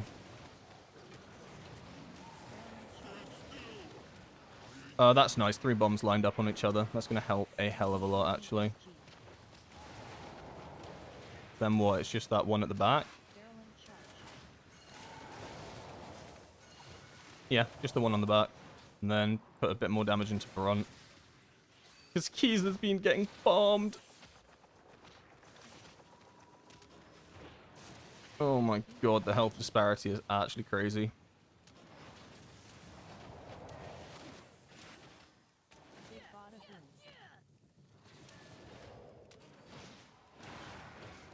Please don't run. I'm trying to hit you.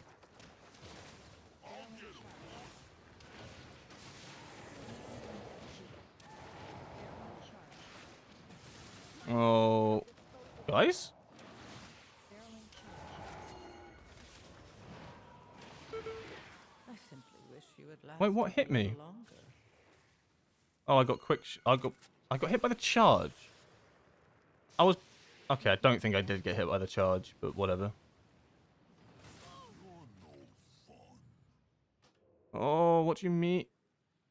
You're not. Oh, for God's sake. Right, I'm getting the footage up on that one. Hold on. I'm not happy with what I just saw on my end of things. We're getting some footage up on that one. I'm sorry it's so blurry. Probably, no, it's because of the stream thing. Alright, don't worry about how blurry it is. Right. Behind the boss, he charges Oh, I don't know. That's... My god, can we get some pixels? Alright, freeze it. Am I classed as on top of the boss here? The circle ends about here.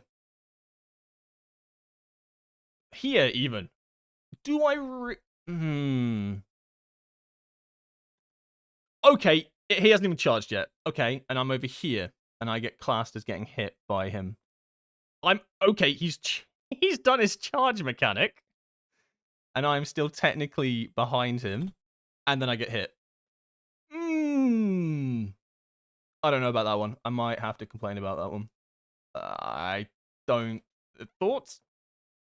I think that's a bit of BS. Sorry that there were like no pixels there, but I think that is a little bit of BS, right? I don't know. Obviously I got hit, right? I'm not disputing that, but should I have got hit?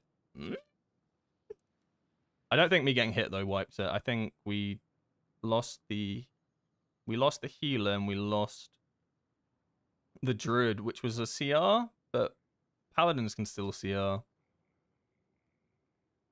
Oh no, we didn't have a CR. Look, you can see my jumper cables are still on cooldown for 3 minutes.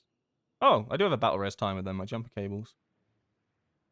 So that's on a 3-minute timer, so we couldn't have CR'd anyway. I don't know what happened then. I have to imagine that someone got the dispel on them, the circle, and they might have got instantly dispelled. And because it does damage to you, like it takes damage and it does damage on the knock-up, they might have just been too low and got one shot. No time to like do anything about it. I could watch it back, but I don't care. I just care about what happened to me and that BS. Yeah, that was Def BS. Yeah, I agree. I'm down with that one. Like, usually I'll own up to my mistakes, but I don't know about that. I felt like I was so behind that boss. Like, if I was stood in front of him, or like even to the front side, but I was like behind him. I was behind him and he'd even started charging. Yeah, that's what I mean by that boss. Like, I used to think it was the easiest one. But you just end up in such awkward situations, right? Like, one thing goes wrong. I feel like the fight lasts for ages as well. And then it's always Brunt that gets left behind damage-wise, and then you're constantly trying to chase this dude around. Like, maybe as a range, it's not too bad. And I would expect a range to do more damage to Brunt. Can I see my Brunt damage? Yeah, so you can see my Brunt damage is like... Oh, it's about the same, actually. Alright, ignore me. But it's just really awkward to hit him. And then something goes wrong, You can see like one wipe on a boss and the key's done. They call it. Even though we only had 1 death for the rest of the dungeon, it was going smoothly. One boss wipe, 5 deaths. That's it. You can't. That one feels a bit bad though. That's like a bit of a gut punch. So I think we were doing well. Thank you for following MLQ Dad, subscribing Lucky Luke, and following Madame R01. By the way, can everyone use res cables? Everyone can now. I think they used to just be an engineer thing. I don't know if it's just this expansion they allow anyone, but anyone can use them. And they're very cheap as well. The ranking on them, the only difference the ranking making is the cast time. So if you have like a bronze tier 1, it will take longer to cast than if you have the 3-star one. But everyone can have convincing jumper cables. Worth a pickup, honestly. I found times when I've used them to be quite useful. I didn't even think about it there. I think I died pretty quickly after the 2 players, though. So I don't even think we could, actually. But I didn't think about it at the time, anyway. Is your weak aura for the new raid custom? I noticed your bigwig's weak aura would announce when you would have hold cooldowns on certain fight.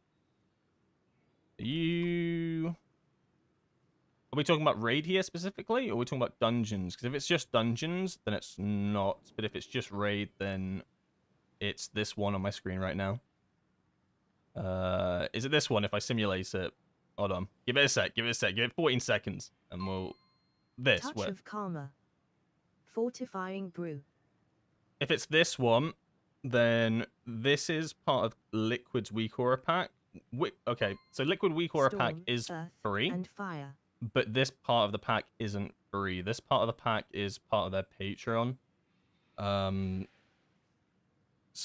to get the timeline, like this feature here where you can input, like basically double click on here, put a text in or text to speech it, that is all Patreon. But it's like one code per guild, so it's not like I mean it costs money, right? So we call it costs money. So like I can't say go get it, can I? That's like but the upside to it is that if you are in a guild of like however many people, you're allowed to share the code between your entire guild. So for instance, I didn't pay for this, right? I don't have the Patreon. Someone in my guild has it.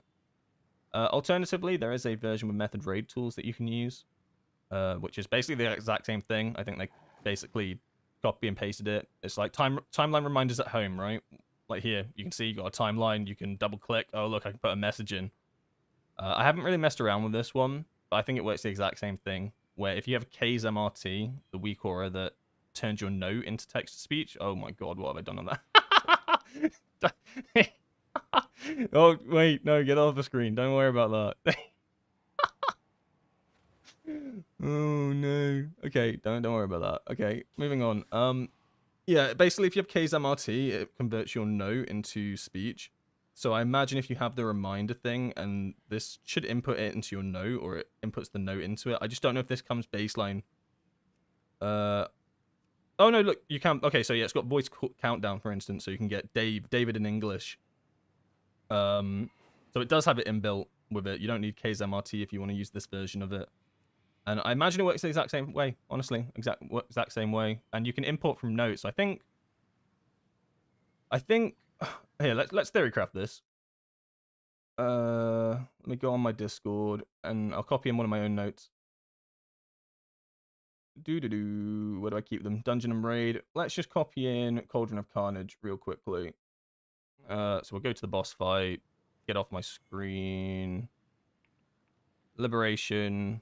Cauldron of Carnage. Mythic. So you got the phases. If I import it, does it work? Oh, I've turned nameplates on. Add to reminders. Yeah, and then see, look, all my timers that I've got in my Discord all come into this version of it. And I imagine as long as you have this enabled, it'll do the exact same thing. So this is the free version. And the timers work the exact same. They're the exact same as what I've got. So I'd recommend this. Actually recommend this. It's not like I don't recommend the liquid one because I use it, but I can't recommend a paid weak aura, right? You guys, like, come on. Also, my nameplates are all on. Don't worry about that. Also, I got a prime that I missed out on. Sorry for the long wait, Santa Maria, but I really appreciate it. That's really kind of you. Thank you. Yeah, you're awesome. That's really kind. How do I turn nameplates off now? It's like Control Shift V or something. Oh my god, I hate turning these on. Control. Oh my god, what have I done? Don't worry about that. Okay, is it? It is Control Shift V, right? Yeah, friendly nameplates off. Okay, cool. Mr. Streamer, when do I hit Slicing Winds? Slicing Winds in your opener, you hit after Fist of Fury, so pretty early on. Other than that, you're basically popping it on cooldown, right? As long as you don't have like a higher prior ability at the time. But generally, like you're basically popping it on cooldown. If it's just about to come off of cooldown and you're about to reach a heart window, generally, like kind of like Fist of Fury, right? You know, if Fist of Fury is off cooldown, you're about to get a heart window, then you save like the Fist of Fury for 3 seconds. I follow the same rule for Slicing Winds, so you get the Gale Force bonus damage. As well as that, an M+, if like you're fighting one mob left, and Slicing Winds comes back off cooldown, generally I'll hold it for the next pack, as you're going to get more value from hitting multiple mobs than just one. The same kind of goes for Raid, right? If you've got like one target, a boss, and then your cooldown's about to come up, and then you know that you're about to get like intermittent ad spawn or something and hit more than one target, then I think it's worth. But you're playing the game of you're playing the balancing act, right? Of the balancing act of how long can I hold this cooldown before holding it for this much time is actually a damage loss in the long term of things. And I find in Mythic Plus I have this issue a lot more because I'm not as well, as you can tell, I don't play as much Mythic Plus, right? I'm still learning. In Raid I don't have this problem as much because I'm very comfortable in Raid. Because it's all like Raid is so scripted, right? It's the same fight over and over again. So I feel like it's easier to learn. Mythic Plus is so like reactionary and play as you go. So I'm still kind of like min-maxing Mythic Plus. But for Raid I generally like play it how I said.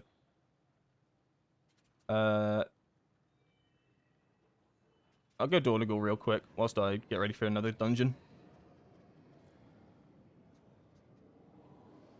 You can get Slicing Winds in and do Conduit at the last second of the heart window. I'll show you what I usually do for my opener.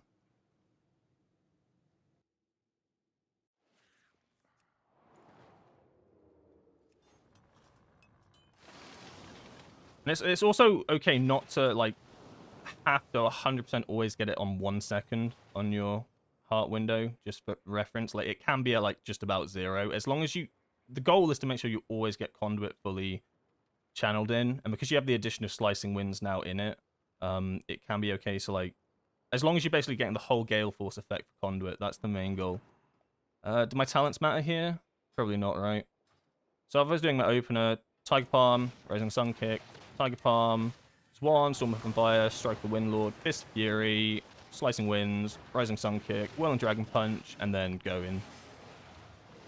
And then activate it, you know, Rising Sun Kick, get Fist of Fury back up. Maybe a Spinning Crane Kicking there, not necessary, I could have held it.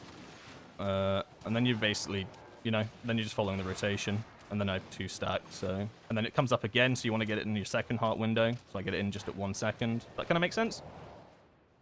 When did you slice? Right after fists. Right after fists. Yeah. Sorry, I know I was rap godding there a little bit. It's hard to talk through the abilities. It's easier in slow-mo, but I can't slow down. I can't slow-mo my voice. But yeah, the idea is to get it in after Fists of Fury. And the main reason for this is Gale Force, right? You're trying to get as many of your big hitters inside of your heart window as possible, because Gale Force itself, like, replicates, or does, like... It kind of works like Zuin, right? Where Zuin will do 10% or 8% of the damage that you deal. Gale Force does, you know, 10% additional nature damage from what you've done. So trying to get as much value out of that as possible is really big. And Slicing Winds is probably, like, one of your heaviest hitting abilities, if not... It probably is the heaviest hitting ability, right? Just baseline, because it has like a 30-second cooldown. So trying to get like Fists of Fury in there, Slicing Winds, Rising Sun Kick, Whirling Dragon Punch, all of those to get the Gale Force. That kind of makes sense. Why in the heart window? I think I just answered that question. I didn't even... Yeah, I think I just answered that. The Gale Force, right? You're trying to basically get Gale Force value. My log has screwed itself, but I think I just went through that. Yeah, no worries. I got you. Too fast for me. he's fast as fuck. What he just did is perform the perfect opening rotation. Look, we're not, like... It's easy for me, right? But you got to understand how many times I've done this opener. Like, it's kind of disgusting, right? Like, if we look at these boss timers, I've easily done this opener 40 hours worth in a row. It's not impressive. It would be more impressive if I messed it up. Like, if I messed up an opener. You can also, like, go to the extent of, like... Yeah, we'll do it again. Like, you can actually get, like, a Spinning Crane Kick in there. See what I mean? Like, so you're on 1 second, you can Spinning Crane Kick, and then I've still got 4 seconds left, but I get the entire channel in, right? It finishes at 1. So, like, 1 is a good rule of thumb to guarantee you get the conduit in, but you can still get, like, the extra Spinning Crane Kick in. It depends how you want to do it, because you'll still get Gale Force value from doing the conduit first, and then maybe a Spinning Crane Kick at the end. It's just the ordering of it, right? Like, it's really not that much of a difference, because you'd still get another ability in at the end. Predominantly more so you'd do that if you had 2 stacks of Spinning Crane Kick. But the ordering, like, isn't as important. Kind of makes sense. Do I mind showing opener for Shadow Pan? Oh my god. I don't actually think I know. Do I know the single target opener for Shadow Pan off the top of my head? So the build I sent you was AoE, right? So we'll do the AoE opener, because it's actually really simple. Single target opener for Shadow Pan is basically the exact same as what I showed, and I wouldn't worry about that too much. I mean, I can show you in a sec. Really simple opener. We're gonna wait for my cooldowns to come up. And I have, like, no chi either. So I'm going to get myself to 4 chi, and then I'm just going to send, right? So, AoE opener, Tiger Palm, Zuin, Storm Earth and Fire, Fist of Fury. You've done your opener. Congratulations. Maybe like another Tiger Palm in there. Like, all you're trying to do is just get a little bit extra chi. Like, the opener for AoE, and that's the same for Conduit, right? If I was running Conduit in AoE, I would just Tiger Palm, either double Tiger Palm for, like, that extra safe space, or I'd just do 1 Tiger Palm, send Zuin, Storm Earth and Fire, and then send Strike of the Windlord, right? You don't have to worry about building up hit combos too much. You're just trying to get your big damage out as fast as possible.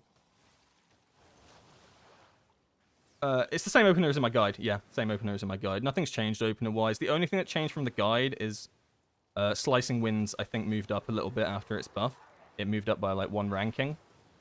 I'm pretty sure it was 1 ranking from the nerf video I made off the top of my head. So I think Slicing Winds was below Rising Sun Kick, but then because it got the 20%, it went up 1. I might be wrong, but I'm pretty sure I remember when I was making the priority list for it, or the opener list even, that was all that changed. It was Slicing Winds by 1. I'm also at 3,100 IO, but figured I used slicing wrong. I mean, I think it's hard to use slicing wrong, to be honest, because it is honestly just a off cooldown ability. And, like, the only time you really have to, like, really think about it is opener, right? Just making sure you get it in the Gale Force. And then obviously the slight min-maxing of, is my big cooldown window coming up? Okay, I maybe should hold it for a little bit. I mean, everything can be min-maxed, right? I mean, it's just the game now. I just slice after Windlord. Yeah, slicing after Windlord is okay. I think the reason you Fist of Fury first is because you're trying to get this on cooldown as fast as possible. Like, Slicing Winds you'll be okay with, but you're trying to get 3 Fists of Furies off in a row, right? Like, inside 3 heart windows, one after another. So by using Fist first, you're basically starting off that cooldown that's reduced, and then you Slicing Winds, and then, because the Slicing Winds won't be up for the second one, right? It won't be up for the second window. But you want Fists, you need it up for every single one. So to try and get Fists out first is the best way of doing it, to guarantee yourself. Like, 9 times out of 10, you're probably going to get the Fists regardless if you do it in that order. But for proper, like, ordering, that is a big reason why. Do I always hold Windlord until Fist of Fury's up?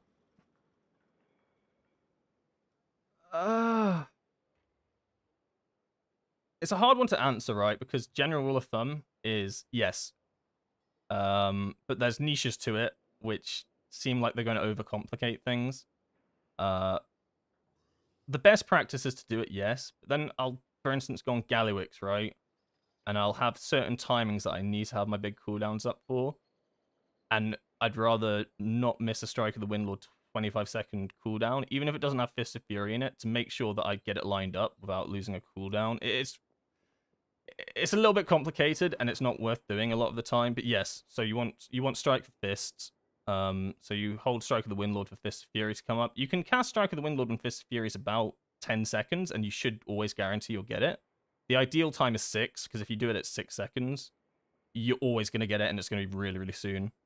I can try show an example. Let me use Fist of Fury, and then we'll do the 10-second one. So I'm just playing the game right now. All right, we're at 10 seconds, so I strike the Windlord. Try to build up a little bit more energy, and then it just comes up. You can see, like, the awkwardness of it. I had to hold not using a Rising Sun kick.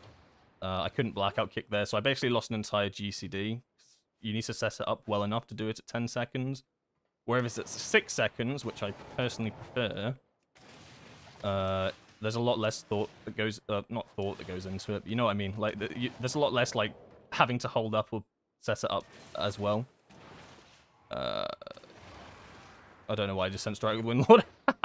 I did not mean to do that. I meant to send Fist of Fury out. But you can see how tight the 10 seconds can be. As well as that, by doing it at 10 seconds, you kind of screw yourself for the next heart window if you're doing heart windows in a row. Because remember what I said about Fist of Fury? You want Fist of Fury out as fast as possible to get the cooldown rolling for your next heart window. If you end up Fist of Furying at the end of a heart window, you're gonna have to either delay your next heart window, or send out a heart window and risk not getting Fist of Fury in and have to like do some crazy blackout kick, Storm Earth and Fire manipulation. You know, there's safer ways of doing things. It's not like it's impossible, but you have to like really know how to do it with like blackout kicks and stuff. Like you end up like overspending blackout kick as a massive resource, as a massive cooldown reduction on Fist of Fury, because during Storm Earth and Fire, where is it? Blackout kick reduces the cooldown of Fist of Fury. Well, it reduces the cooldown of all the affected ability. So like blackout kick becomes a glorified Fist of Fury, additional cooldown reduction. So yeah, but I think I feel like I'm overcomplicating things right now. these are really yeah. You want to get blackout kick procs off if buff isn't up because it lowers Fist of Fury cooldown so that you have it in time for yeah, literally exactly right. So Fist of Fury can also be a good way to reduce the cooldown to make sure, guarantee you get it in. But when you're having to do that as well, and you have things like Rising Sun Kick, Whirling Dragon Punch up, Slicing Winds, then it feels like, because you haven't set up properly, you end up losing a lot of those big cooldowns as well during the heart window just to guarantee you can get the Fist of Fury in it. So it's like a trade deal, right? Like, what's the value? What do you lose? But I'd value always getting the Fist of Fury in. Can you please show me how to do 10 million damage on multi-target on dummies? Yeah, I guess. What? I'm just an opener. I'll just do my AOE on them. So we build up stacks initially. I decided to go to full 6 stacks because why not? Slicing Winds. I'll spinning Crane Kick because it's nice AOE, and then we'll send out Celestial Conduit. Whirling Dragon Punch, 2 stacks of Spinning Crane Kick, send that. Fist of Fury inside the heart window. Blackout Kick is up. Spinning Crane Kick again, didn't have to send it, but I felt like it. Storm Earth and Fire. Rising Sun Kick. I'm struggling to keep up with myself for naming what I'm doing next. But you can see how little I actually press Tiger Palm. I don't know if that comes across. And I feel like in your big burst windows, there's a lot less focus on needing to press Tiger Palm, because you're going to have tons of haste, and you actually can generate a ton of chi with proc blackout kicks. So a lot of the time, like, unless I have to press Tiger Palm, and I know that not getting the 2 chi over the 1 is going to be detrimental, but like, right then, how many Tiger Palms did I press? 2. 2, right? 2 Tiger Palms in that entire opener. That was like, what, 40 seconds? So it's a little bit different to Shadow Pan, right? Where Tiger Palm's a lot more... You got a lot more value in Tiger Palm because you're trying to get Flurry Strikes out. Conduit, if you don't have to press Tiger Palm and you can manage your chi well enough, during an opener, Bloodlust especially, I don't think you have to. You know what I mean? Does that kind of make sense? What's my mastery? Currently, my mastery is 93%, not manipulated by flasks. So, but is manipulated by food. So, 91, 91-ish, something like that. And then when I run Eye of Kazan, it goes up to 96. So I can get it to about 100%, depending on the content I'm doing. But if you look at gems and stuff at the moment, I mean, all my gems and enchants are mastery, but they've got like a bit of verse as well. What else have I got? Yeah, my gems are all over the place because you're trying to get the multicolored ones. What have I got here? Yeah, mastery. So there's a lot of focus on mastery still. Even my weapon, right, has a mastery enchant on it at the moment. Just because a lot of my gear is looking like it's like crit verse. It's basically because I got this belt, right? I lost a lot of mastery on my belt. And my legs as well. I got a lot of verse on that. So I then make up the deficit through gems.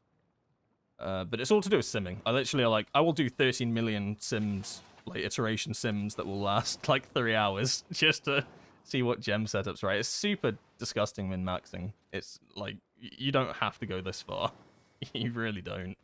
Like, and we're not even talking like big number differences by getting like set up gems and stuff, but it is what it is. Big grats on the CE, dude. Mount looks great. Oh, thank you. My greatest achievement in World of Warcraft, 100%. Being able to get Hall of Fame and rank 21. crazy to me. I never thought I'd be able to do something like that. But yeah, I love flexing this mount because okay, it's a flex because like hey, I've got the mount, but it also like reminds me like holy shit, I did it. Oh man, ungodly hours though. It's a lot of work. Do I have do you have House of Cards? I do Verkle. I've had House of Cards since our first heroic run, and I got it on Mythic in my vault a few weeks ago. Run it for all content. So yeah, if I pop House of Cards for instance, good point. 119 mastery, right? So you got to include like trinkets into that into your burst. And at this point, like the diminishing returns on mastery is absolutely disgusting. So you start losing like a lot of value for gaining mastery. It doesn't mean that the Sims might still not want you to get mastery. They'll just put a little bit more preference on like crit burst, potentially haste. Just because I don't even off the top of my head, I don't know what the diminishing returns are. I think it's like over 50%. Hold on. I'm curious now. You've got me curious. Diminishing returns. Wow. Diminishing returns on secondary stats. What does this say? Yeah, so anything above 66% mastery or 66% of a secondary stat, you get a 50% penalty on that stat. So that's crazy, right, when you think about it, because like we're already sat at like 100 odd, and the penalty, even though it's 50%, it's still like that's not enough. And the penalty's not enough. You still need mastery. You still do mastery. Like you cannot understate how much the 30% buff on the coefficiency of mastery was. It was insane, absolutely insane. That you can be sat on like 90 odd percent. Yeah,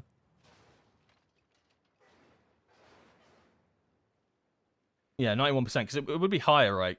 Like I've got 21,600, so 90%. I don't math good, but you know what I mean. This is 90% that includes the diminished return on each stat of mastery. It's why when you're at lower mastery and you put a piece of gear on, you get a lot more mastery, and then when suddenly you're in the 80s and 90s, you start getting a lot less because it's included of the diminishing returns. I can't math out for you, my bro. I need a pen and pencil and at least an hour. Mythic Plus replacement for House of Cards, Funhouse Lens, if you can access that, or Signet of the Priory, Priory of the Signet. One of those two are your best ones. And if you really have to, a Treacherous Transmitter, but that depends if you played season 1. But you need an active trinket. You need something that you can activate during your burst windows, and those are your 4 options, really. I mean, there's like some other ones, like Concoction, Kiss of Death and stuff, but like, if push comes to shove, you'd use something like that, but really, Funhouse Lens is your second best option, Treacherous Transmitter is your third best option, I think, and then Signet's fourth? Or it might be the other way around, Signet third, Treacherous fourth. I hope it's that way around. All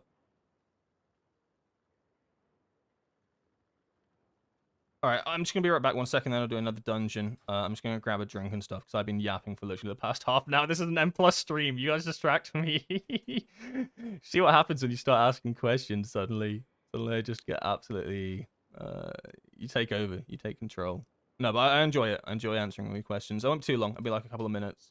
You could get this awesome be right back screen, but we've downgraded the quality of the stream here. So in fact, you get a off center break. Oh, it's not even that off center. Hold on, let me fix that for you. There we are. And I'll put it in an awkward spot as well. Like there. Cool. All right, won't be too long. I'll be like 5 minutes.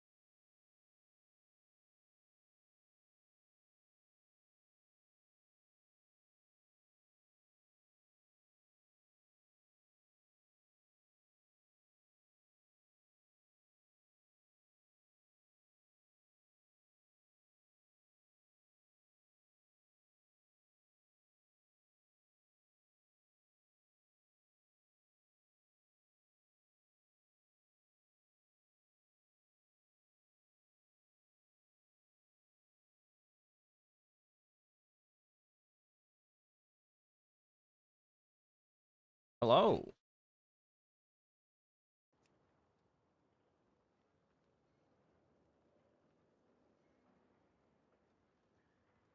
I got a coffee. That's bad, right? It's like 4:30 my time.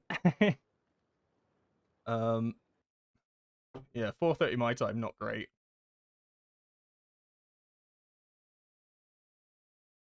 But I gotta say, fresh.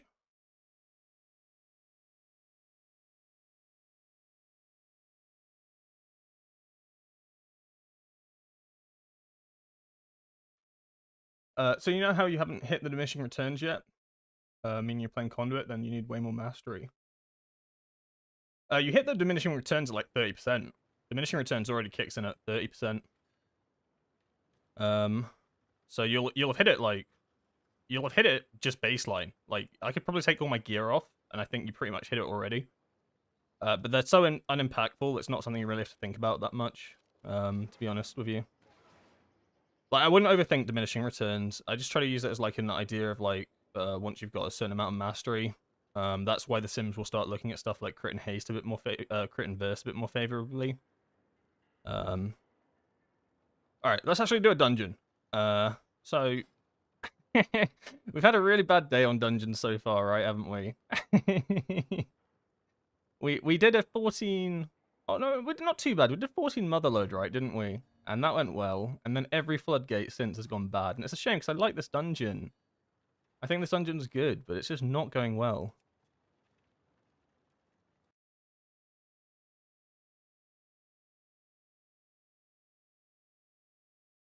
Sorry, I'm just also messaging someone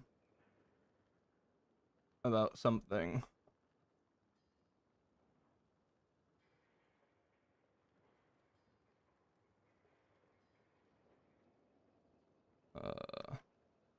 Sorry, I won't be long. I'm just trying to respond to something important.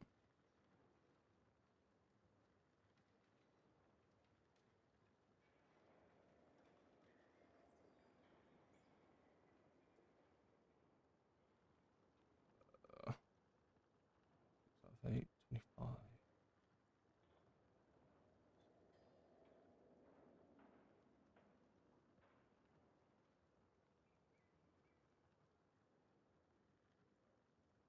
All right, sorry. I just need to do something. He's messaging about AoE caught confirmed. No, I'm not. What we got signed up here? I can't take another Windwalker, unfortunately. It just 2 Windwalkers. It's just not. You don't bring enough. Like the damage will be fine, but it's just bringing like extra buffs and stuff. You don't really want a class stack and then plus. Less interest in a 13, as you can see. You go from 14 to 15s, right? And you can see the interest drops a little bit. So I cannot drop this any further, because as well as that, I've got a 12 floodgate, so this is barely going to give me any points anyway. We need to actually do this dungeon well. I don't know. I haven't really liked anyone that I've seen that signed up. Maybe a Ret, but I don't know. I just have biased, right? Because I've played, like, it's a thing with mages, right? Like you gain bias, but by just playing the game, and like you get one person that like ints as a like, can I say that? One person that doesn't like perform as well as you'd expect to, and then suddenly I think all that's classed as it. I'm gonna take a paladin because I'm gonna change my mind. This guy's gonna absolutely pump out his goddamn mind, and my perception on paladins is gonna change. And then we'll read list because I need to find people.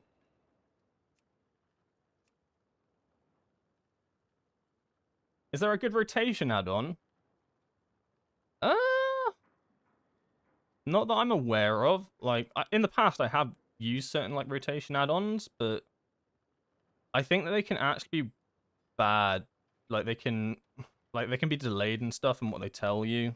I think maybe if like you're really unhappy with rotation and stuff, and you're like really trying like learning from like beginnings, that can help. But I don't know. I feel like they can scuff you a little bit as well, and potentially give you bad habits as well. Because like the rotation add-on can't tell you everything. It doesn't know what situation you're in, right? It'll just tell you what the best button is, like, that it's, like, programmed to, but sometimes the best button isn't the best button. I don't know any off the top of my head. I don't know what some of them are called, but there definitely are some that you could use. There definitely are some. Yeah, what Rai said. It's better to learn naturally. I don't really recommend them. Like, you can use them, but I think they'll give you bad habits. How do I have tons of Versa? I have a lot of versatility because I have Dusk Thread, right, which gives me 1,500. And then at the same time, I've crafted Verse Mastery on my leg, so suddenly we're already at like almost 3,000. And then on top of that, a lot of my sockets have versatility on them. Do they? Yeah, so I got versatility on that one, versatility on that one. Okay, two of my sockets have versatility, but then you get some good versatility from the gloves. I've got this belt as well that's got versatility. It just kind of adds up. But it's not like I've fully spec'd into versatility. I like Mistweaver. And he's done a 14. He's done a 14. Get him in. Get him in. Get him in. He knows what he's doing. This guy knows what he's doing. Wait. Okay, I was about to say we don't have Lust. Which would be classic me, right? Form a group, don't think about anything that's important like Lust or CR, and then suddenly someone points it out when they join. They're like, you know we don't have Lust, right? And I'm like, oh no, what have I done? I distracted myself. Yo. And I don't have a teleport, do I? No, because I haven't been timing my dungeons. I'm going to wait for a summon. Yeah, I'm going to wait for a summon.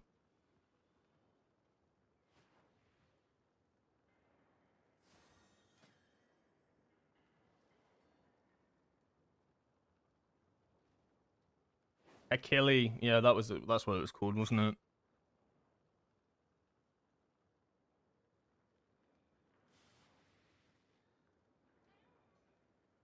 Thanks for following KV Right, Smoothie21, Free Queency, Amaranthin Hayes. You guys have such hard names to pronounce, and Kapizzy. I appreciate all the follows.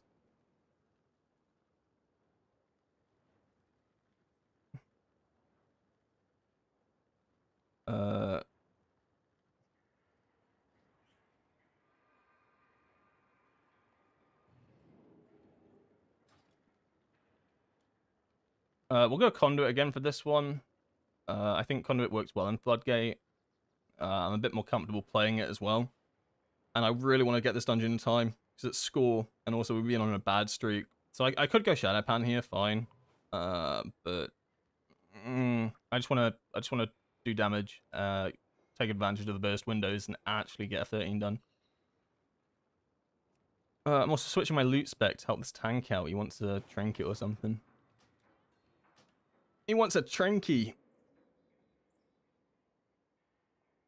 But we have to finish the dungeon to unlock the loot. So that's motivation, right? can't get it unless we time the dungeon. I really hope that I've reset this and it's not my old one. Oh, that would be embarrassing, wouldn't it? Please have reset. Please have reset. Please have reset. Ah, oh, illusion. Nobody knows. Nobody knows.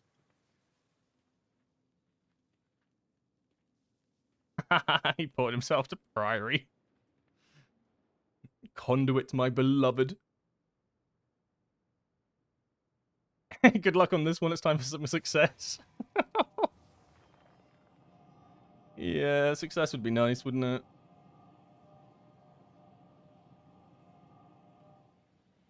If I say it's just a 13, does that make it... Will that make it easier? Or will that just... Am I just cursing myself? It's just a 13. Like, come on. Like, it's just a 13. It can't be that hard. We'll eat our Bellador bounty. And then we'll crack on. I think the only thing that will screw us up is that boss over there. Keezer and Brun. I think everything else in this dungeon is fine. I just think this one can go so wrong, as we've seen today. Oh, wait, no. Sorry. Wait. 5, Wait. 4, My bad. 3, one. I mean, you go. I just started going. Paladin wasn't even in the group. Maybe I have cursed it. It's cursed now. Oh no. Alright, we'll do one more ready check.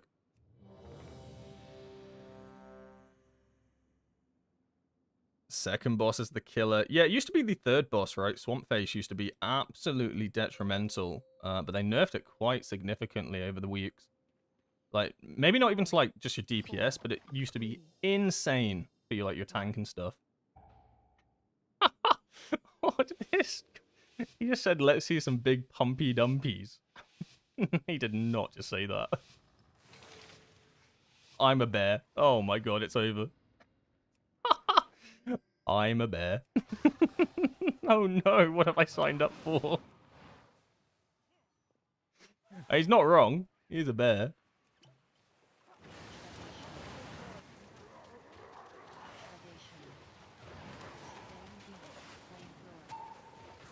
I'm a bear.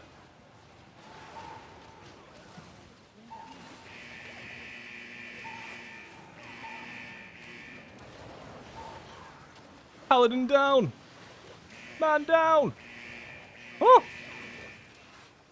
I realized how much melee we actually have because of the Mist Weaver. So these Shreddinators are actually going to be really dangerous. Because all of us are going to get these underneath our feet at the same time. Yeah, you see what I mean? Like, they spawn. If you don't move instantly, you're probably going to get one shot. I imagine that's what happened to the Paladin. He didn't move fast enough. The entire group's melee? Wait. Oh no, it's a BM Hunter. I thought it was a survival. Not that I'd be disappointed if it was a survival. I think survival are good in M+, right? Right? I don't know. I just know I like marksman the most. I've played with some really good marksmen.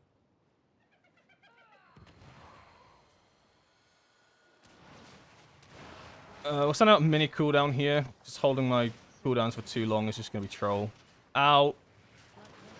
Ow. Okay, I spun. That's my bad, I guess, for pressing my buttons. Oh! For God's sake. Bloodthirsty cackle. It's not even like I press slicing winds. I press... Hello, am I trapped in here? Surveying beam. Oh my fucking god. Bloodthirsty cackle. So, bad news, everybody. I've done something bad. We're all about to get trick shot. Don't worry about it too much. If we act casual, they'll be like, maybe it ghost pulled. Oh, so annoying. I thought I was holding cooldowns there. So I just sent out a spinning crane kick. Like, in my mind... He just hit me with a smiley face. Trick shot. Oh, no. Trick shot. In my mind, like, sending out a spinning crane kick shouldn't take aggro, but I guess it does. It wasn't powered, to be fair. I mean, it's my fault. I'm not saying you should have taken aggro more. I should have just waited. It feels weird on Windwalker to steal aggro, right? It feels like a warrior thing to steal aggro. Like in Season 1, to steal aggro as a... How did those guys come? How did they? I shouldn't have said anything. Who knows, man? Who knows? You see what I mean, though? Like, I'm scared to press Slicing Winds. I can probably press it now. Surveying beam. But I'm genuinely terrified of pressing that button.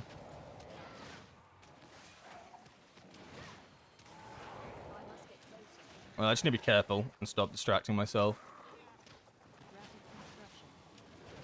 construction. Oh god, they're winding up. Surveying beam. Ow. These guys are still up for a while, so we're going to pop a mini burst window here so I don't have to just hold my cooldowns for eons. It'd be nice if they died.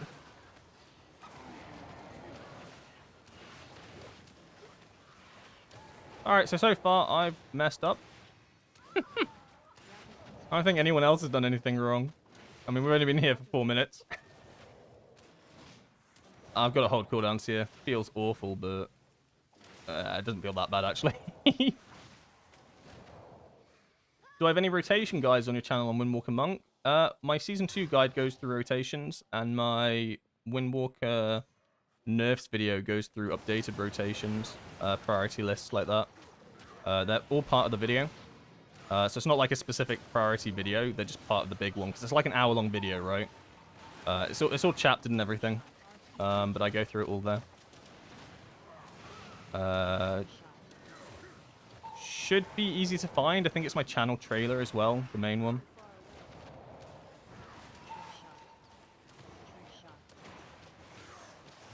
Basically, the idea was to do one all-inclusive video, and that way everything was covered.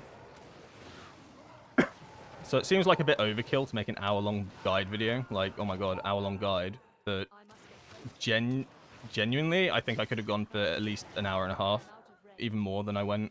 But I felt like I restrained myself. I feel like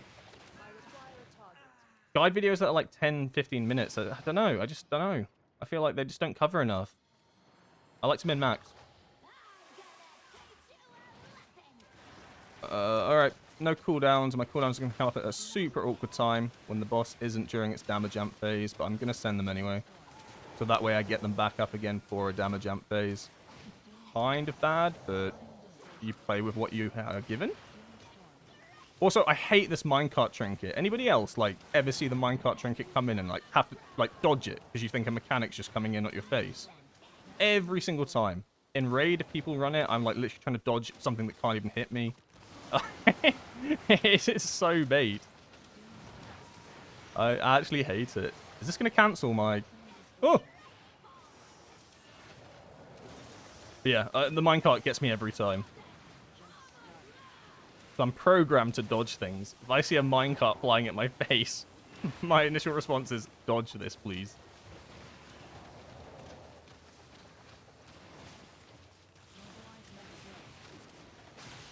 Your guide's spot on. Can't cut short guides. Yeah, I mean, that's why I chapter it as well, right? I think the worst thing would be to release a guide like that and not chapter it. I think that would be criminal. Oh, can you imagine? Like, you have no idea what you're looking for inside of it. You want to go back to a bit that you've watched before, or you want to like double check on something. Yeah, I think it's fine to be that long as it's like all ordered, organized well. Yeah, if it wasn't chaptered, then I'd say nah. That's fucked up.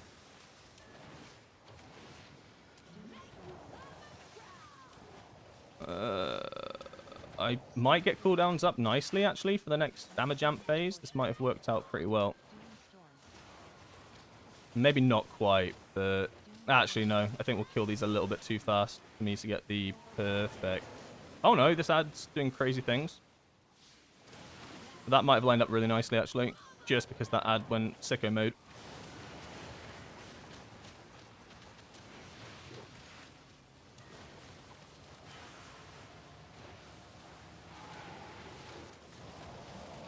So even on a 13, this is still like quite a lot of phases down this boss.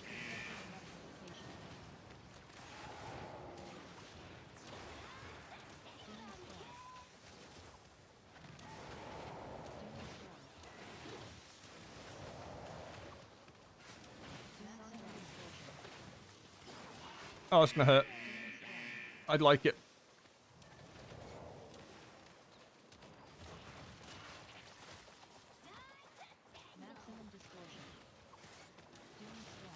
There's no real point sending out anything crazy. Actually, no, that's a lie. I don't know what I'm talking about. I'm chatting absolute bare rubbish. Of course I send out something crazy. Oh no, don't pull those ads!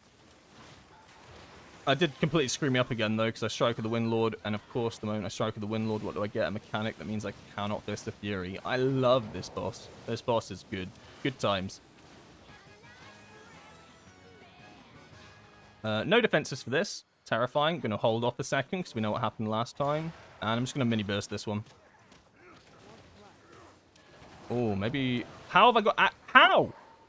I literally held off on doing damage. Like, no joke, I didn't attack for, like, a solid 3 seconds. That's a lot in WoW time. Everything focused me.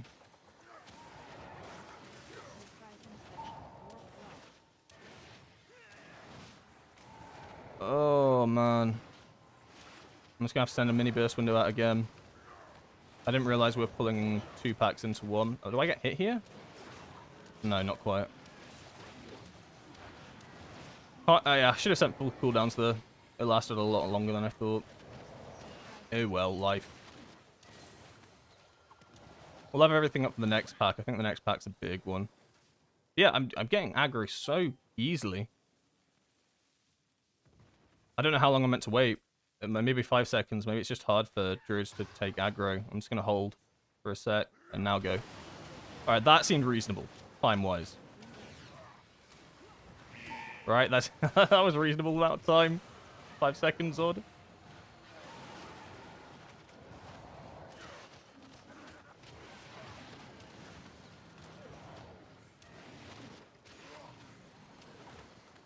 My transmog's too good and the mobs are jelly. You're not wrong.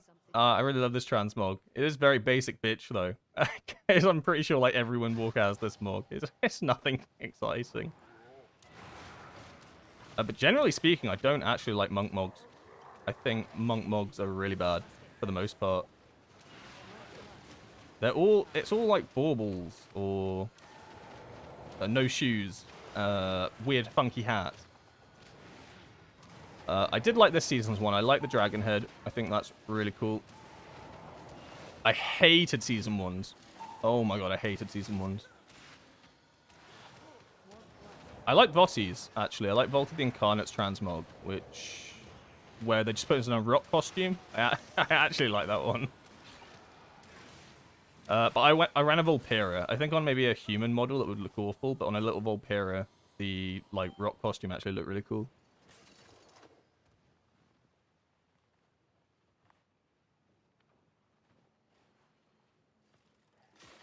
Oh god. Send it all. We'll be fine. And we should pull into the next pack here. Yeah, we're pulling into the next pack. I need to be careful with Conduit, because I've already grabbed aggro of that stuff by pressing I'm dead. Please! Please! How do I get aggro of that, though? Like, think about this, right? I was attacking mobs that I've been attacking for ages. Like, that's not like I hit the fresh pull mobs. I don't know. I really don't know what to do there. But how long can you hold damage for before it's just like you're not doing damage? Like, if I ran into the next pack and then ran into them with my conduit, sure, I'd understand. That's me being stupid, high damage ability, but their ads were already on. I don't know. I feel like I can't not hit them. Oh no. Literally, I'm racking up so much time. I think all the deaths are me, right? That's not great. Yeah, two of the deaths are me. I just need to be careful. I need to be careful. I'm just going to hold here. I'm just going to wait. It's not worth it. Maybe one Tiger Palm. Test out the waters. Alright, now we send. Oh my god! Oh my god, this is going to be bad. Oh, I have big cooldowns. I'm just going to hold. Do I? Oh my god, I've screwed up everything here. I'm so out of sync. Oh, I can't justify sending them on this ad pack.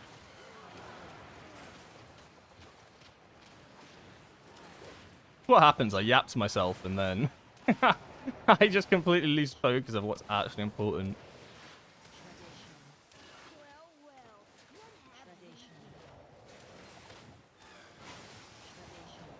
Yeah, because we're in combat there for about a minute. I don't know. Not worth not sending them. I just didn't look at the cooldowns. Welcome to the firing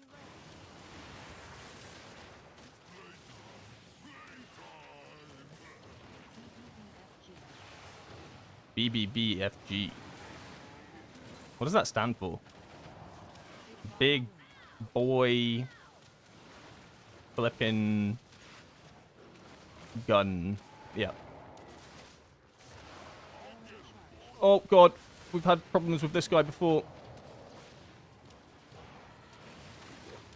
Oh, I'm in an awful position. I'm in an awful position for that. Ugh, Barreling why'd he charge me? Of all players, he charged me. kinetic explosive gel.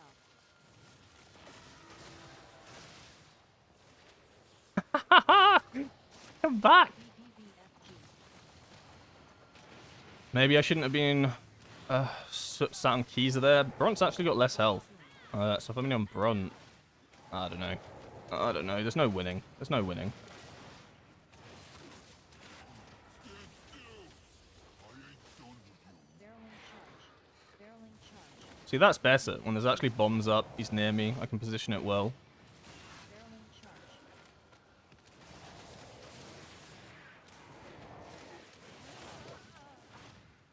charge. I might get cooldowns when they're grouped up. I think it just I think it just doesn't line up. Oh my god, this is so bad. I'm gonna have to send them, but it does not line up at all. No, it does a bit, but not like how I'd want it to. Because now it's already jumped away, right? Big bot of doom. Oh, it's not as bad, actually. Tank dead. Everybody panic. Barreling charge. I'm the tank now. BBBFG. Do we have CR? We're not wiping on this again. We're not, please. We don't have CR? Oh, we don't. We don't have a battle res. Okay, in that case, it's over. It's over again. BBBFG. Oh, this is so frustrating. What did we CR? We CR'd me. We CR'd me down here. So because I died, we wiped.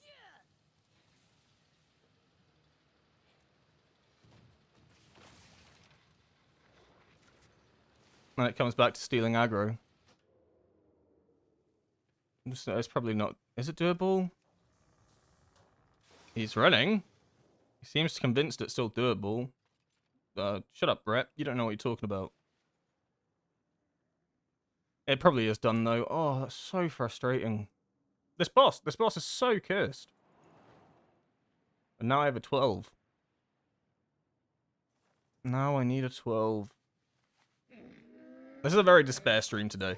I'm sorry the keys are not better. I don't know what's going on. I mean, I know what's going on. I'm playing bad. I'm playing awfully. I'm just stealing aggro. No worries. Dying. Oh, pain. It's not enough for me to not get aggro just from Rushing Jade Wind still ticking. It's a talent point though, so BM doesn't take it because we already have so many talents. Yeah, I don't think you take I don't even know what's called, tricks, right? There's no need for them to take tricks. I just kept stealing aggro, but I don't know, I didn't feel like I was pressing my buttons too early. Oh. Oh, cool, the healer's staying on. Hype. Hype. I don't know.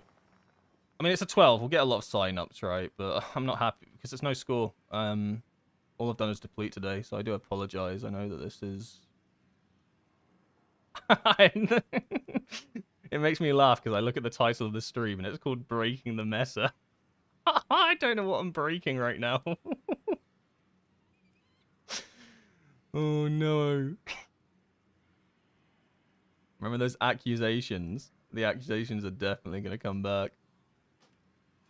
Oh my god.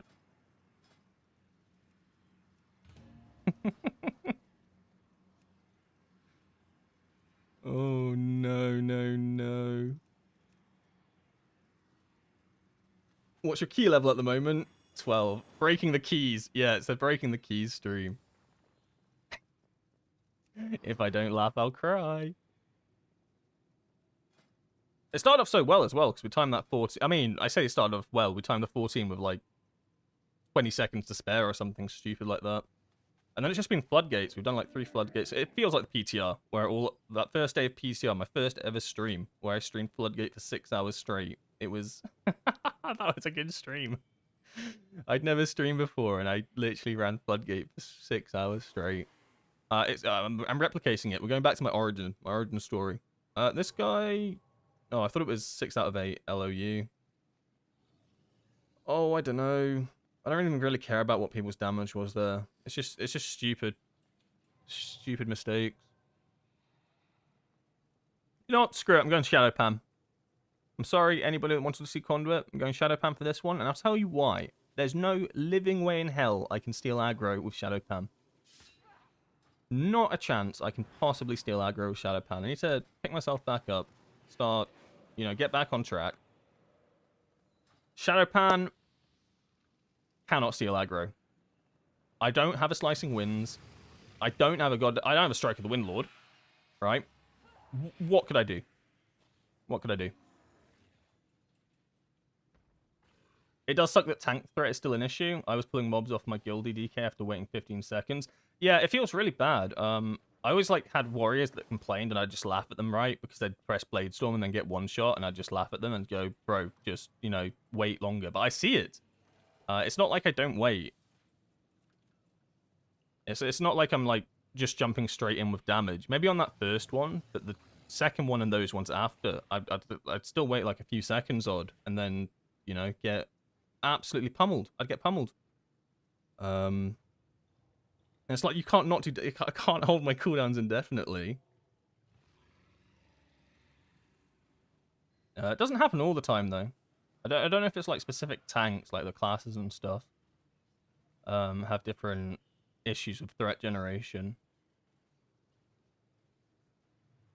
So I had a blood DK the other day in the Cinderbrew video that I posted yesterday, and that guy, like, I couldn't steal aggro if I tried. Like, it was genuinely felt impossible.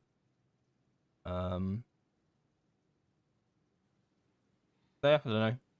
It's a bit of both, right? It's tank threat, and then also me not being a stupid goblin and sending out all my damage too soon. Many lucky twos, you like. I'm sure you can find a way. I mean, the only way I can think of it is if I, like, press Tiger Palm on the start of a pull, and it's my Flurry Strikes, and it hits every single one of them with a Shadow Flurry for the, like, initial burst hit. And then I could see it. Also, no one's signing up for this 12. I thought everybody liked 12s. I thought 12... Oh, right. Okay. Yeah, I see what the issue is. I have minimum... My restrictions are way too high right now for that. You have to be 3K to join my 12.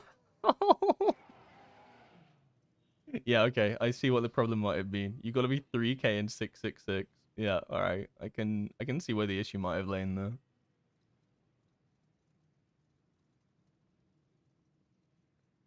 I just got my first 15 key in the season. How do I approach it? Make sure you're super confident with the group that you're in. Like, not players, right? 'Cause you won't know how the players are, but make sure you're confident with the group spec for the dungeon. Like, for Motherload, for instance, I, like, made sure that we had a hunter, right? Because I knew the second boss for the healer would absolutely screw them. It would be hell on earth for the healer. So, like, just, like, even if it takes long to set up your group, like, pick classes that you're comfortable playing with, and will complement Windwalker. Like, I think something like an enhancement shaman, a warrior tank, they're, like, really nice. I'm not saying, like, always go for those, but personal preference, I really love warrior tanks and enhancement shamans, because I think we all, like, help each other out, or they help me out more anyway. But you can run any group, right? Don't be like me and troll. It's also a great other suggestion. 15s are scary, but 100% doable. What the hell? Don't sign up if you're going to decline.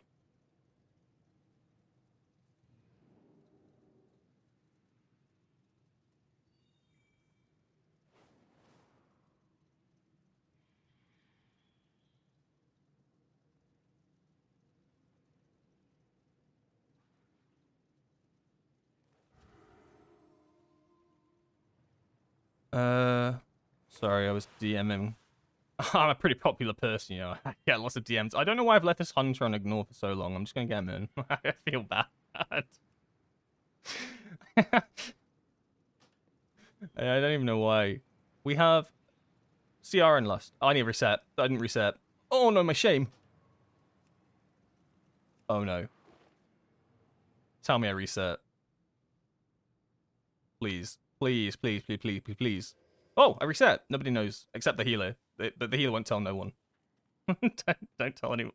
Oh no, I reset. And in. Gone in. I reset.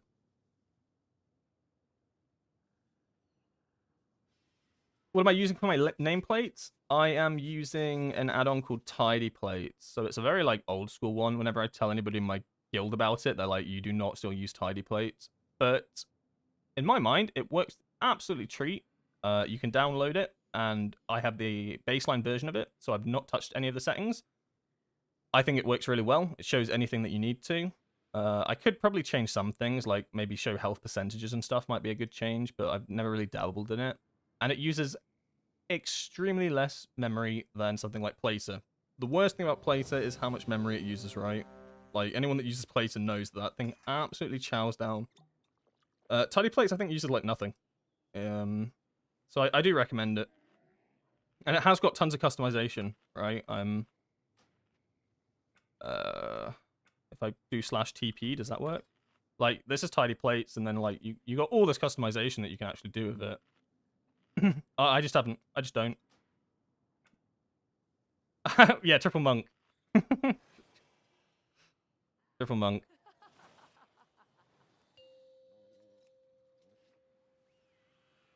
All right, let's go. 4, 3, 2, 1.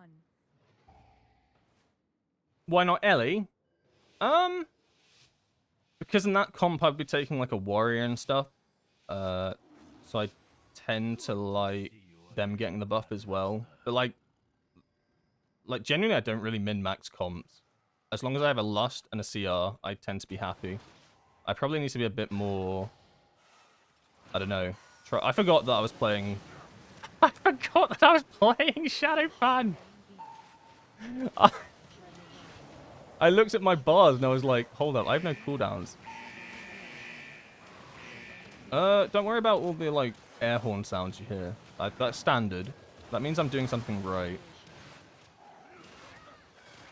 I completely forgot I was playing, Shadowpan.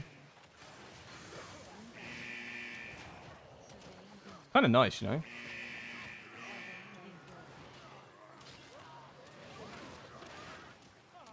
A little scary on the first pull. But we got there. And its damage isn't that bad on the burst, right? You get more out of conduit, but like... I'm stuck. It's over. GG. Well played. I've done this before. This happens every time! Okay, we're free. Harpoon. Don't ask how I could possibly get stuck. It just happens. Thorium charge. Harpoon. I'm surprised I got out. I thought I was going to be stuck in there for way longer.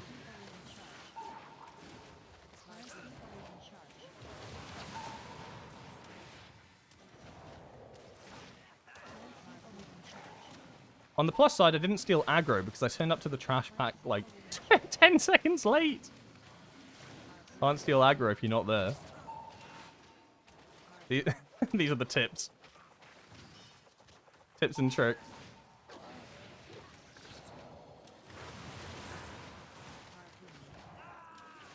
We are taking a lot of ticking dot damage. Oh, that's 3 stacks. That's rough.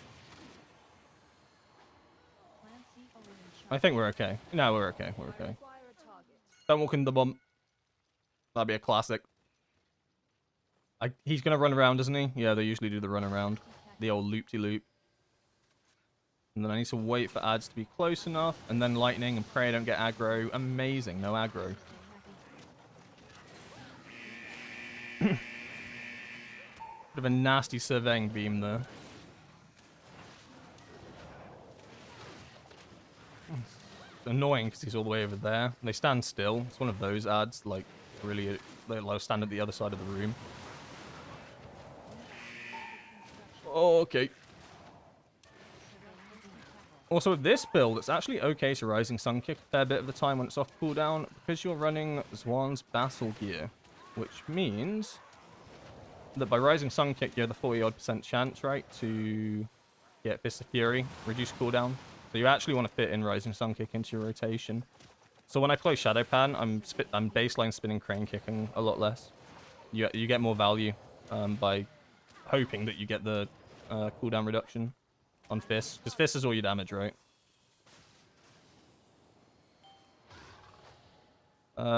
Pretty good. I'm probably going to send out the Storm, Earth, and Fire early, just to send out my stacks. Are we skipping? Oh, we didn't skip. I can tell you that. I'll pop a defensive. Okay. I wish I had more defenses for this, I'll be honest.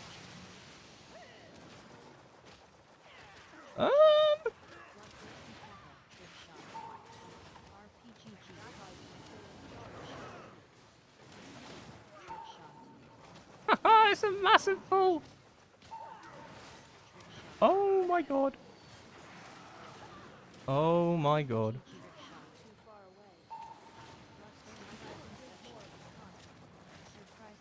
I don't know if the tank realized that the trash at the bottom got pulled. I'm going to have to assume no. There was no way that was part of the plan. Oh my god. Please don't trick shot me. Anyone but me. And maybe the healer, I guess. Probably also a good target. Please don't trick shot the healer. Big lightning? Oh no, that's horrible.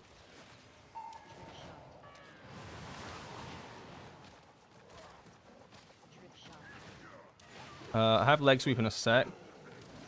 A leg sweep now. That buys us a couple of seconds. Not as many as I'd like. But I think we stabilized. Crazy healing. I definitely should have died there at least twice.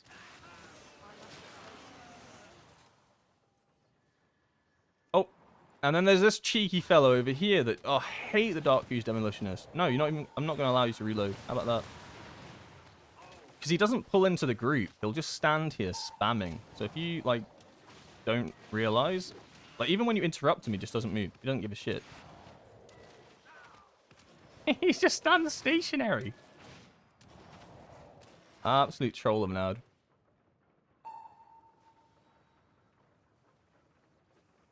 We have everything for this, so I'm going to send everything. Please don't pull. Cool.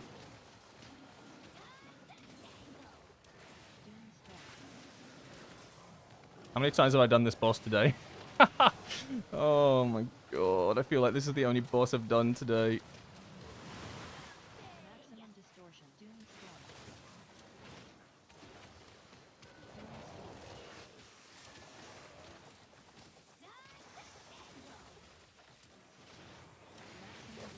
Get the interrupt. At least it's going down fast. Funny that, right? With every time I deplete a key, the boss goes down faster. You did not cast this on me during... You bitch. I think I get value. I think I'll be able to get Storm Earth Fire back up by the time Zuin is off cooldown, just from running Spiritual Focus. I think I should be able to clock off about 20 seconds. I think it works out well, and it makes sense to pop big cooldowns there. Even though it's one target, right? Damage. Like, add damage doesn't really matter here.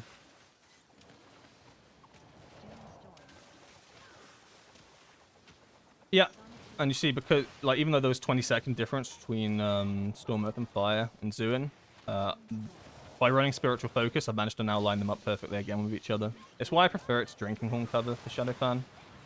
I think the lineup, just being able to get more casts out of it, just seems to pay off more.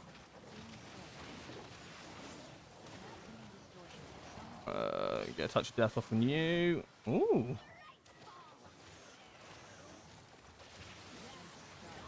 And then we'll just karma this.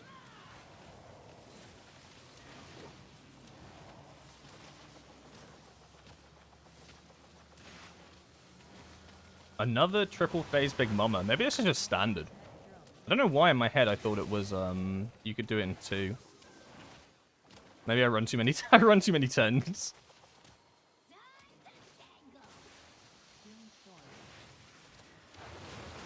We'll target Skull.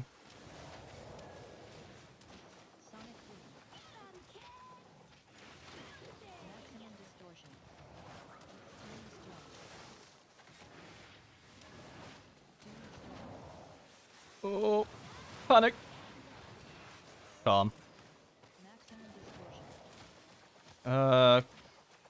Oh, get it. It was one of those situations where I'm casting Fist of Fury. I know I have the interrupt, but I really don't want to be the one to cancel. Ooh. Do I send lightning here? We have a big ad set coming up. Oh, this ad's still up. I think I do send lightning into the boss. It feels a bit lame to do so, but I think the value I get is probably going to be good enough. Oh, touch of death. Nice. All right. Like, my debate was, do I want to pump as much damage into the boss to get it down quick, or hold it for the ads? I just decided you could go either way, I think. Pop a defensive here so that we don't absolutely get blasted by warp blood.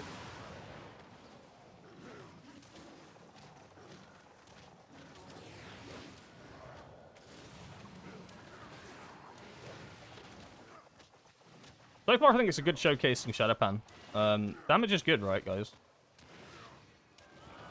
Well, I think that's what people are most concerned about, is the damage actually going to be good enough. That and a comfort thing, right? Which is funny, right? Because I've seen a lot of people say, well, I don't want to play Shadowpan because I like Conduit. But at the start of the season, it was the other way around. I think it's so funny. Once you get used to something, you don't want to play the other thing. Because now no one wants to play Shadowpan, where before they were like, oh my god, Conduit. I want to play Shadowpan. It's gone. We've literally Uno reversed it. But I think they're both super viable. I actually kind of enjoy Shadowpan again. I didn't think I would.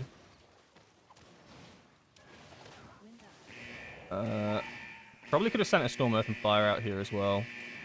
So now I'm going to double stack them. I think I just miss out on the double stack, and I might get away with not losing cooldown charge.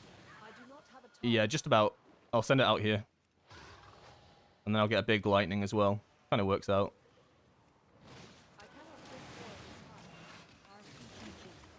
Oh, I hate this ad.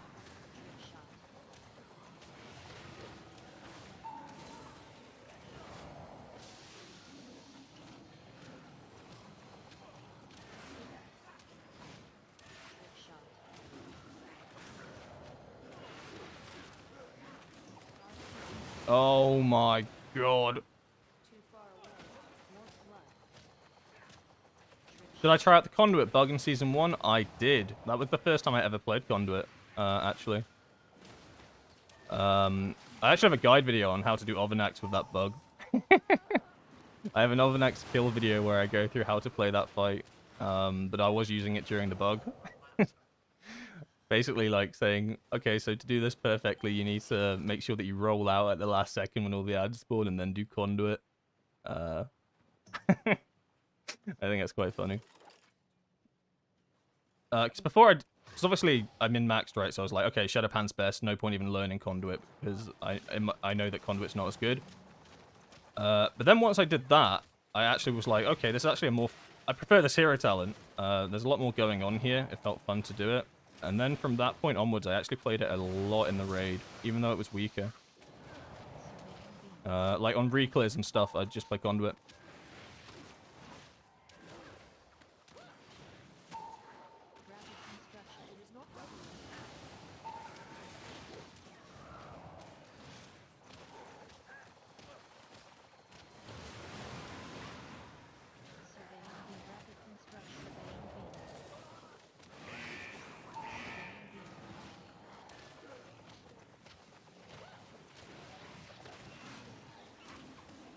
They got fixed pretty quickly though, didn't it? Like they fixed it in, I want to say within a week, maybe 2 weeks. It's crazy how some bugs can be fixed like so quickly. Like the Slicing Winds one as well, that got fixed like within the week. The issue where you couldn't hit certain bosses, but other bugs like take forever and probably never happen. You know what I'm talking about. I'm talking about the Conduit Cancel one. I think it's been so long now that I don't know if they'll ever fix it. Maybe next expansion. Yeah, might be a next expansion angle. But it's really frustrating.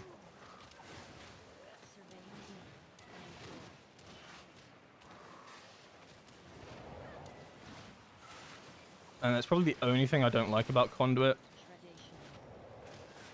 Because I think if you knew what caused the bug, if we had like an actual cause for it, even if not, I'm not even saying have a fix for it. If we knew what caused it, you can play around it to an extent, or at least know, like, if you knew what triggered it, you could try like play around it. But there's no cause and effect for it, so it's just a this happens, deal with it.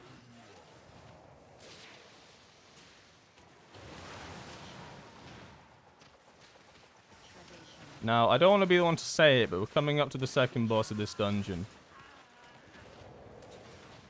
I know we've had our difficulties on this boss, but I'm feeling it.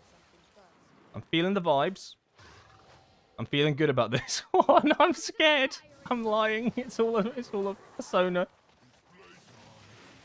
I would love to see the rest of this dungeon. Did you know that this dungeon doesn't actually finish with this boss? There are actual other bosses inside this dungeon. There's a swamp creature, which is pretty cool. And then there's also a little Gizel Gigazat dude. I think they're like... I think they're paid DLC. Yeah, they're paid DLC for this dungeon. I definitely haven't paid. Okay, that's kind of good. I appreciate the bombs being pinged. That's actually quite clever. I'm focusing Keezer a lot, but I think the Hunter was focusing Bront. We got the last bomb off. That's good. I think a bomb popped, actually. I'm going to pop Storm, Earth, and Fire here as well. Maybe unnecessary. Probably a bit overkill, actually. Just try to get some lightning damage off. Don't stand behind the boss, because apparently he hits you with his frontal from behind. I maybe could have got those two over there, actually. Kind of bad.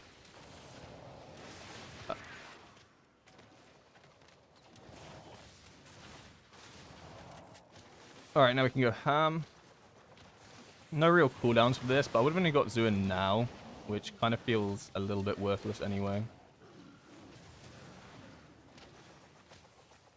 I think just fully focus... I'm going to fully focus Bront at this point.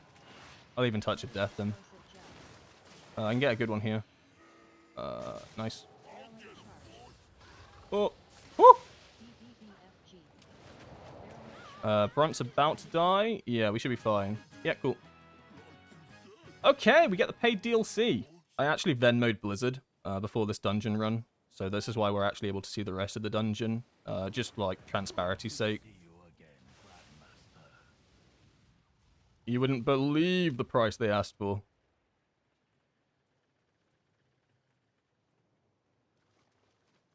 We have all cooldowns up for this and lightning. This is kind of disgusting.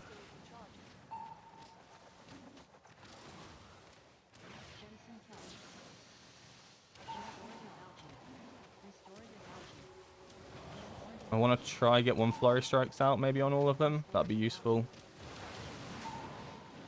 Oh, okay, the paladin. The paladin was like, I raise your cooldowns. I raise your cooldowns. Here are mine.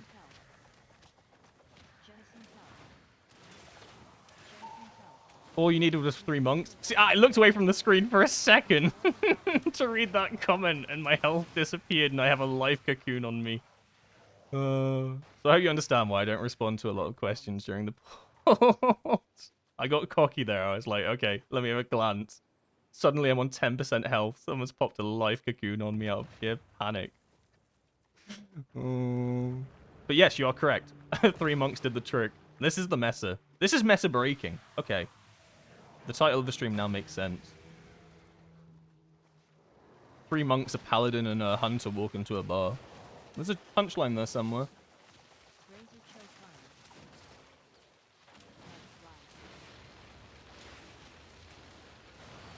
I'm going to send lightning, even though there's 10 seconds on Zuin. I think it's fine.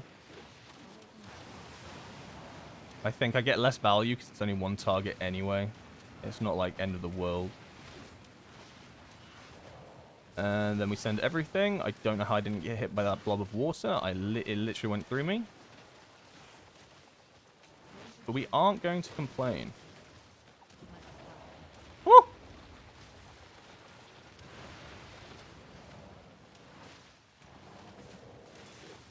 I am going to save this one, though, for this one. So that was like a 2-second difference. It made sense to send it there.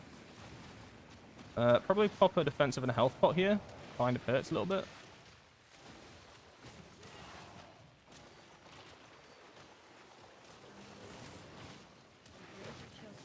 Am I running Eye of Kazan right now? I've just had a think. I remember showing that I had Eye of Kazan. I remember putting it into my gear. Did I ever take it out? I must have. Do I be greedy? No, I don't be greedy here. I was considering whether I send lightning out whilst those waves were coming in. I will have a look if I have Kazan on. I don't think I do. But it would be pretty troll if I did. It's not like it's an awful trinket to run an M+. Because I run up my ult at the moment because I don't have any other options. And it's fine damage. And the stats are good. Like, the stats that it provides. But it's just, like, they're a better value trinket. Oh, it hurts! Oh my god, it hurts! Woo! No, I'm not. Why would I? Of course I'm not running Eye of Kazan. I'd remember something like that. Also, I don't know how I didn't get hit by those waves there. They all hit me. How are my stats? The Shadow Pan, probably not exactly where I'd want them to be, I'll be honest. What I really want is the Priory Trinket. To try out the other build. Like, I know I said that, like, 20,000 haste was, like, the ideal point, but that's going off of, like, the perfect simulation. It doesn't mean that you can't play Shadow Pan without 20 haste. And you see now, like, I haven't got into any haste issues at all. It's just that it plays, like, simulates better. Like, a lot of the information I got for the simulations. And obviously, trust simulations, right? But it's not always how it plays out in the actual game. Does that make sense? Like it is, but it isn't. Like, I still stick by what I said. I'm not, like, saying 20... Like, if I could get 20,000 haste, I would. That would be my next goal, play Shadow Pan. But it's not always the case. Like, it depends on what, like, trinkets you're currently running, what's your other stat setup. So right now... Okay, that's fake. Okay, ignore that. I can't show you right now because I'm... I'm not at 39% haste. I think I can send here. I can send here and I should get Zune up about the same time as I get thingy. It's about a 30-second difference, but I think that's fine. I think it kind of lines up. But yeah, the reason I want the Priory Trinket so bad is I want to try out the Strike of the Windlord build, and generally for that one, you don't want to be running Zune. Not Zune, Zuin's Bond, even. It was about a 16-second difference. But it's fine, because I wouldn't want to pop cooldowns here anyway. There were like 2 ads left. So actually, it all pays off. It all works out in the end.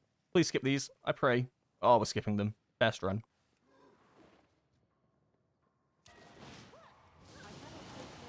And now we send everything. Oh! It's inspection time. Surprise!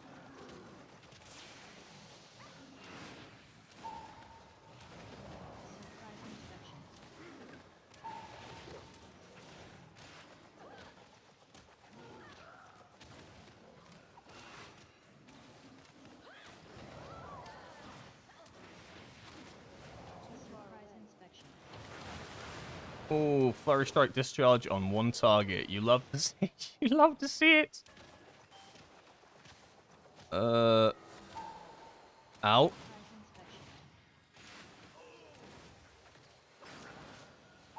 I don't know if I quite got that paralysis out on time.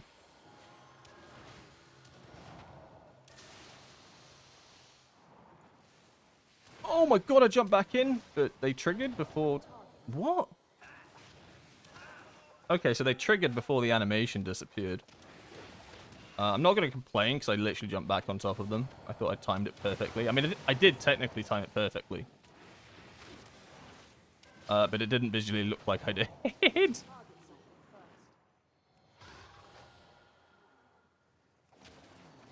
You know what I enjoy? Not pulling aggro a single time this dungeon. Cooldowns are up, actually. I should send them. holding on Shadow Pan is probably not like really what you want to be doing.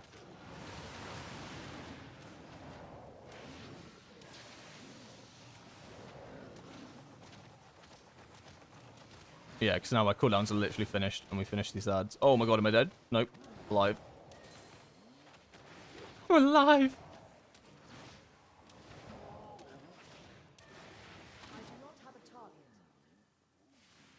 I don't think we can do it in 2 minutes 50, but it would be really cool to get a 4 scene off of this. I don't know if we have the oh! Okay, I didn't pull. Not me. I can send Storm, Earth, and Fire out on this, so then it will line up. I mean, I think it's possible. We'll have Lust coming up as well.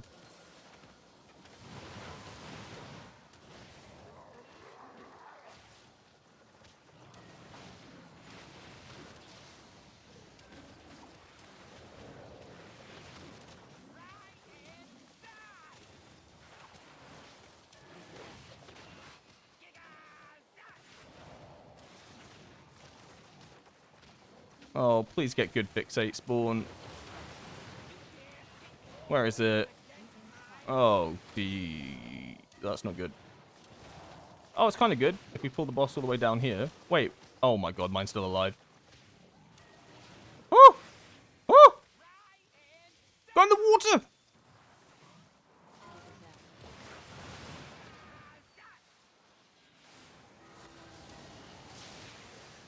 I don't know how that didn't class as going in the water until the last second.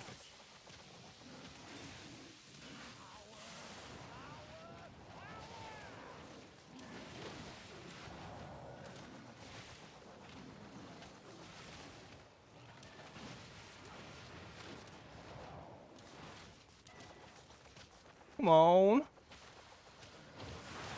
1 minute? It's actually doable. It is doable. We get good spawns. I'm going to have no defenses for this. This is going to hurt. Wait. What? He just didn't cast on me. What is this game? I haven't properly, like, run Mythic Plus since the patch came out, but there seems to be a lot of bugs. Unless the hunter did something crazy there. Like, sometimes hunters can completely negate mechanics. But I've had a lot of weird things happen in M+. In M+ this week.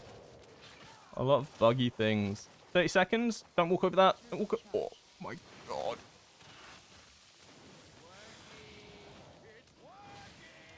I think we just about do it, right? Unless someone does something extremely silly at the end. Hey, we did just do it. Oh, cool. I'm back to a 40. I got score! Hey, don't say I don't get score from these dungeons. Yeah, that was a really good run.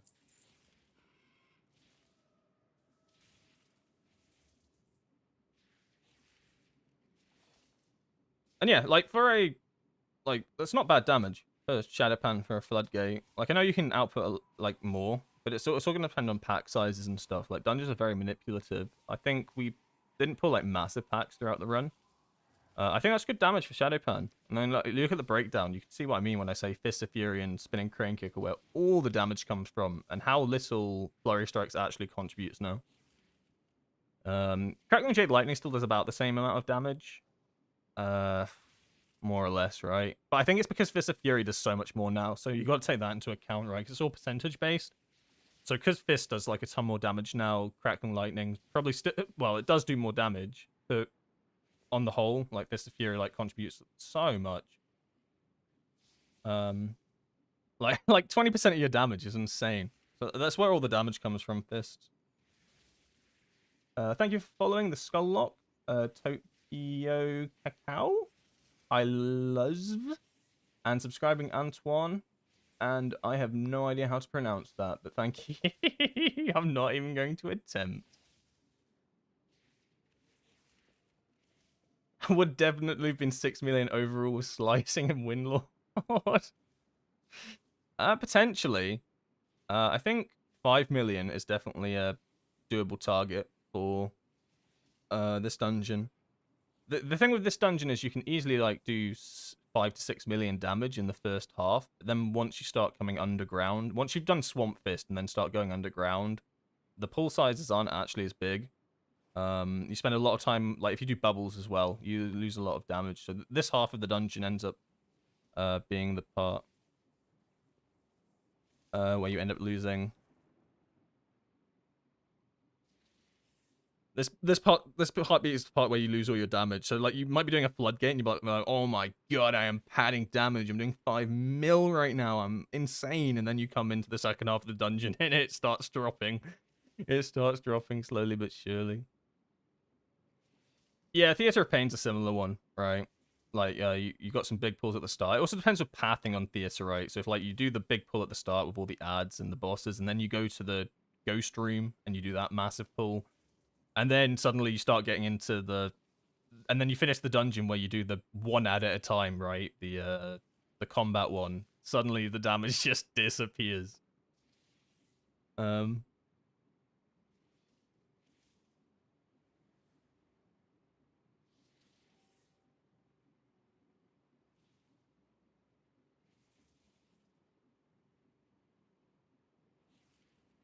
right, let's see what I missed. Do you time the agility buff from Flurry Strikes with Jade Lightning and Fist of Fury? No, not really. Flurry Strikes you play really passively unless it's the Shadow one. In which case, then you want to try get a few more Tiger Palms out to try get the Shadow proc out. But even then, like, Flurry Strikes doesn't do, like, insane amount of damage. Like, you can min-max. I'm sure I could chunk out another 1.5% maybe from Flurry Strikes, but it's not what it was. As well as that, like, you can technically, like, you know how last season you could manipulate it in the raid with, like, a target dummy, and you could manipulate it in a dungeon? Like, you can still do that, but, like, I'm not going out my way to manipulate Shadow Strike so that it, like, in a dungeon that feels so awkward to do, because you gotta, like, set yourself up mid-pull. It's just really awkward to do. It's not worth it. I mean, it is worth it, but it's not worth it.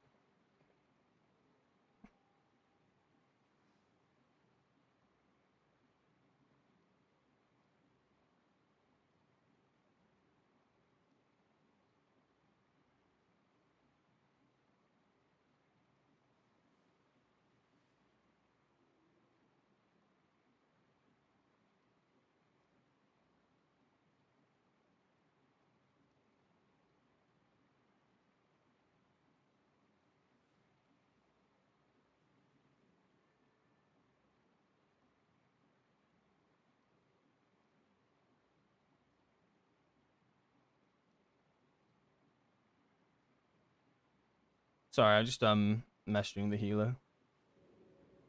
I'll do one more dungeon. We'll attempt this 14. 14 Priory. You know what I'm gonna run on Priory? Spoiler alert, Shadowpan.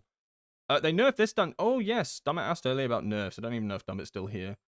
I was trying to remember like what they actually did in the dungeons. They nerfed Priory. I like those nerfs. I think what they nerfed in Priory was fine. Maybe not the boss. Maybe the boss didn't need nerfing. But you know what needed nerfing? Those stupid ads that shoot you with their pistols. And you can't group them up because they just stand there shooting you. They kill your healer. They kill your ranged DPS. And they tank your key. They've increased their like charge time. And I think that was a necessary one. Because the amount of times I've done that massive first pull on Priory, you can't group everything up. And they just start peppering your healers. Your healer dies, your group wipes, it's over. Like, it's just not fun. I think that's a fine nerf. Oh, it's a big group. It's like the perfect group as well. Kind of. It is actually the perfect group. Warrior, Hunter, Brewmaster. It all kind of fits together with what I want. I'm going to take these guys. I'm not even going to think about it. I just took. Taken. You signed up. You're in. And then we'll just get a healer. Maybe like a Resto Druid or something. No, like a Resto Shaman. I was going to say. Oh, there it is. Yeah, I'm not being picky. Because I just want to get this dungeon. But I don't have a lot of time left on me today. So that was the fastest group form ever. Hello. And I think they complement each other. Because we've got the Warrior to buff me and the Hunter. And the Mistweaver, Brewmaster, I suppose. And then I think Resto Shamans work the best with us melee stack group. Majority of us are melee, aren't we? As long as we stand aside of the heals, which is debatable if I will. I prefer Conduit. It's aesthetically so appealing. The gameplay loop's fun. Oh no, I agree with you, Roy. I'm just having fun on Shadowpan at the moment. And actually putting it into play as well, right? Because I made like the video hyping Shadowpan up. I feel like it'd be a bit it'd be a bit lame to hype it up and then not actually run it. Put my money where my mouth is. Where we going? Priory. The no, not the Dawnbreaker. The other one. Priory of the Sacred Flame.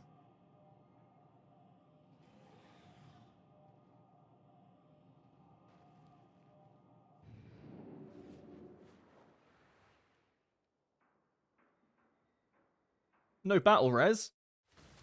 Well, we're just not gonna die. What? What? We just won't die. I don't see the problem. What? I struggle quite a lot with the opener damage. For example, the first pull on Floodgate, we use Lust and all, and I feel like without the stacks of Jade Lightning, I can't do the damage of Conduit. You won't do the damage of Conduit, and I think that's fine. Like, even then, I didn't get anywhere near the burst damage that I would have done on Conduit, but you got to understand that Shadowpan's more consistent. So you'll do that high burst, and then the next pull is Conduit, you'll do less damage. But on Shadowpan, you'll do about the same damage, you know? Like, it's nice and consistent throughout the run. So overall, the damage like ends up being more or less like the same anyway.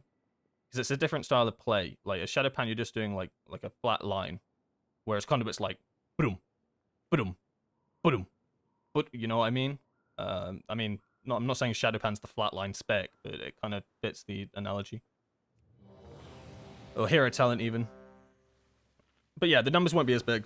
You can't like Shadowpan's probably the highest burst profile in the game, right? In single target, maybe Unholy DK with PI, but I don't know. I let's just say I never get beaten on pull as a Windwalker. Oh, maybe Evoker actually. I might be speaking out I might be chatting shit. Devastation Evoker can absolutely slap on a pull. Alright, Cheeky Priory, 14, in and out, quick Rick and Morty adventure. Using a staff? Yeah, I'm using a two-handed staff. Better for Mythic Plus, it scales better for AoE, so I'm using Grease Monkey's Shift Stick. The expedition built the priory as a place to Plus 14 Priory, what could go wrong? Too far away. Alright, let's build up some stacks real quickly. Don't look at the tank's health, it'll make you freak out. And then we just go.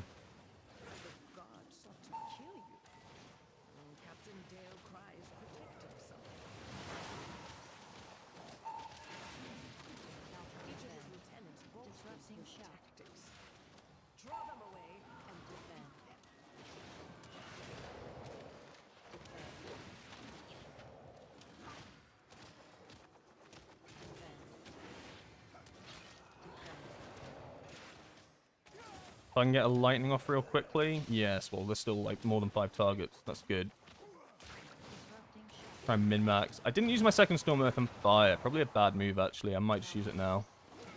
Things are about to get hectic. Actually, I will just use it now. They're starting to use their goddamn pot shot moves. We've spoken about this. Oh my god, what is that? What's that coming over the hill? It's a key wipe. How did that even pull? Tank dead. How did that pull? Someone walked too close? I mean, is that it? Is that it? My key over? What happened? Yeah, I think someone was close to the wall.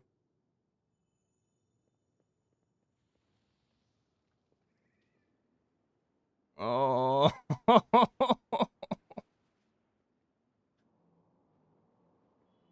Oh, this day's so cursed, guys. I mean, it's funny because this is kind of like what happened last Saturday. On last Saturday, the keys also went awful. But you know what happened on Sunday? On Sunday, every single key was a plus. Every single key we passed. Every single key we made improvements. And that's probably what's going to end up happening. Right?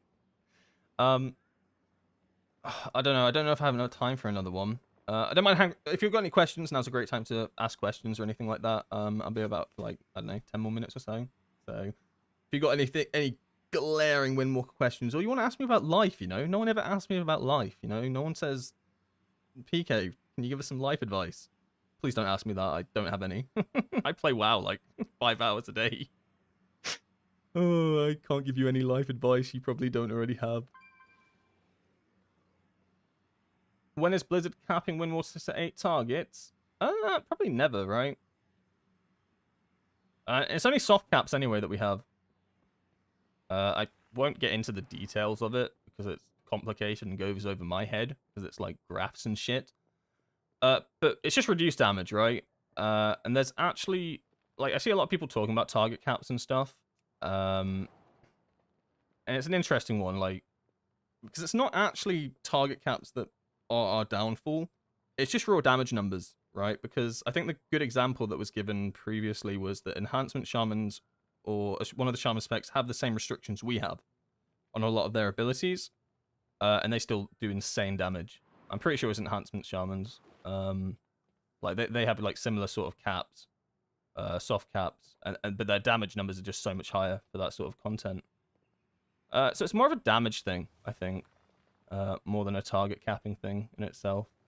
But to answer your question, they won't ever increase it because we'd be out of control. We'd be absolutely out of control. Windwalker would be the most broken spec in the game. We just scale too well. Not even that. Our damage is actually really high. They have to stop it by giving it soft restrictions. I think we'd exponentially scale. Well, it's way too good. It'd be like Shadowlands all over again, basically. Or when we had infinite stacking on spinning crane kick. Good times. Good times. Remember that? Maybe you could like stack your spinning crane kick up. I just had like a memory of being in WoD and running through a heroic dungeon and getting like infinite stacks on spinning crane kick and one shot in the trash and thinking I was the best player in the world. Man. Good times.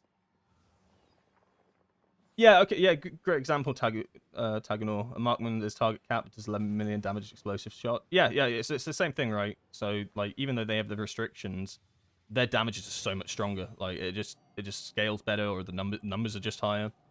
So it's, yeah. Like, target capping's one thing, but it's all about damage numbers, right? At the end of the day.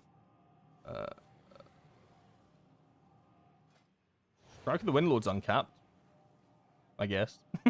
I mean, it's not a great button, but we got one. It used to be better. It used to be better in Shadowlands. Did I just say Windwalker has too much damage?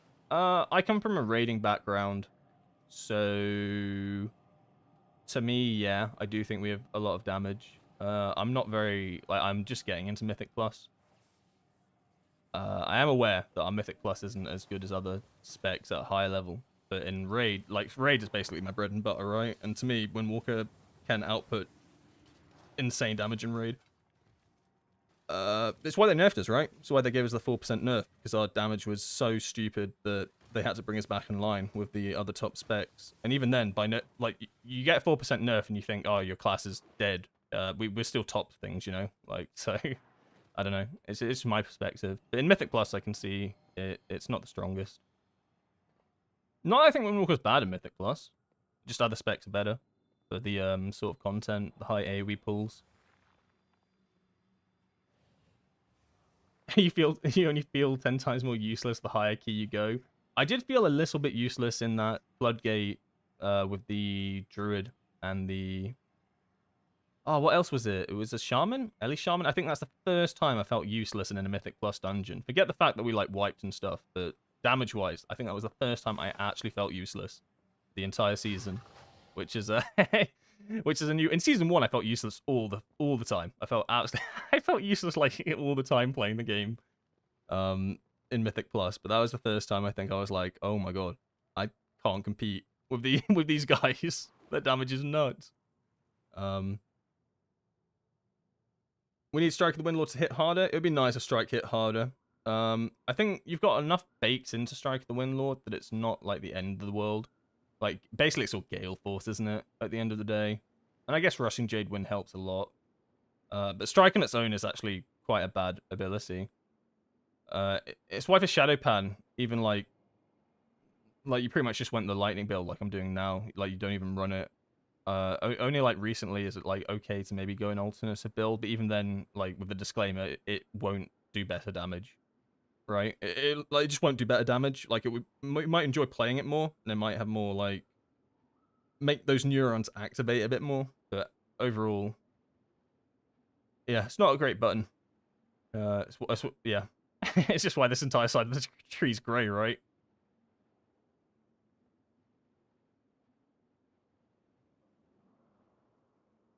Oh, is it not uncapped? Is it 8? Is Strike of the Windlord 8? It's on Peak of Serenity, actually, isn't it? They wrote an article on it. Oh, I can't find it. It's not in the PvE guide. I thought it was in the articles. Oh, it is in the articles, right? Yeah, they got like a whole thing on scaling. I'm not going to go through this, guys. Strike the Windlord.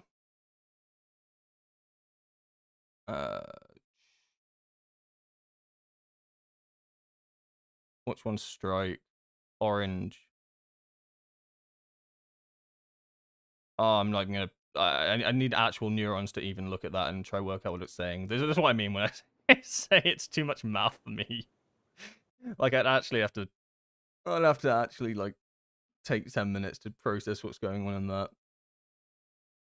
Is there any way to make the conduit bug less consistent? I feel like it happens a lot on Gallywix. Even trying to recast it doesn't give the HOTS buff. That's an actual bug that is I've become aware of, and I had it on my progression, but I think I just blanked it. I think at that point I was so tired, I was just like, oh, it's just the conduit bug. But there is a bug on Gallywix, Mythic, I don't know if it's on Heroic, where you cast conduit, and it will just cancel itself. But usually when it cancels itself, it will give you Heart of the Jade Serpent, and it just doesn't. It like literally just stops working. And I think some of the theory crafters and stuff have tried to have a look at it. I don't know what conclusions they've come up to. Like, they're trying to work out what maybe causes it. That sort of thing, I don't even know what you could do about that. Like, this is what I was talking about earlier, cause and effect. Like, if we knew what the cause of these bugs were, then at least you can try play around it. Or, like, try and minimize it when you press conduit. Like, you can think, okay, this is causing it, so if I try to do this beforehand or position myself like this, you know? But if you don't, no one knows what the cause is, so it sucks. But there is no, to my knowledge, there's no way to make the bug less consistent.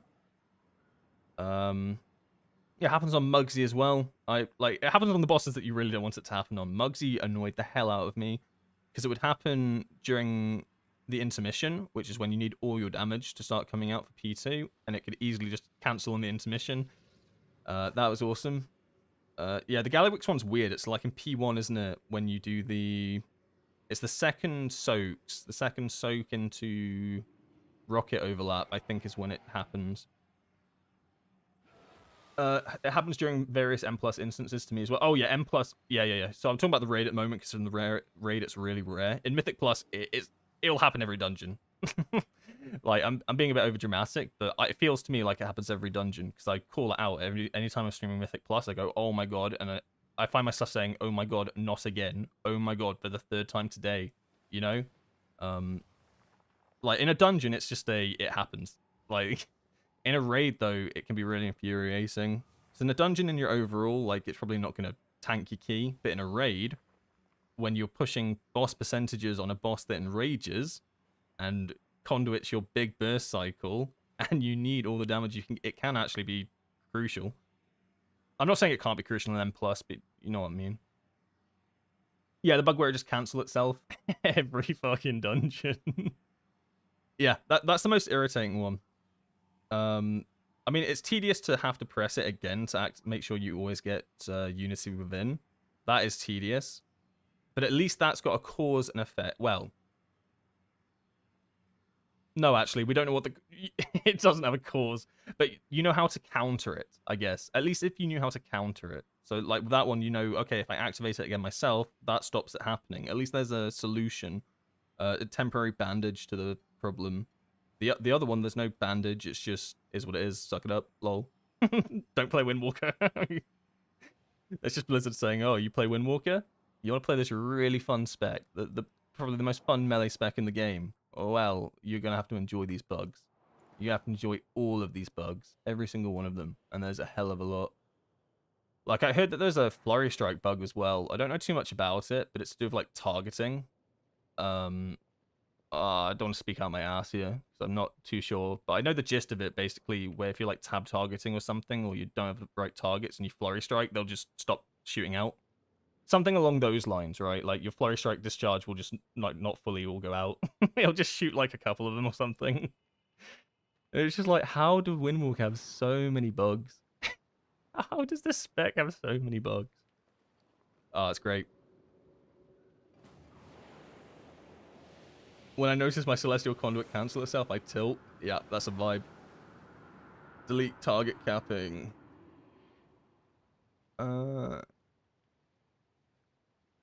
Give us Legion Strike. I don't even remember what Legion Strike did. That was the first iteration, wasn't it? Because it was part of the Legendary. I completely forgot what it did, but I remember it being so hype. It did insane damage. That's all I know. I think Strike still does good like burst damage, but I don't think it's quite what it did in Legion. I remember Legion it being such a hype ability.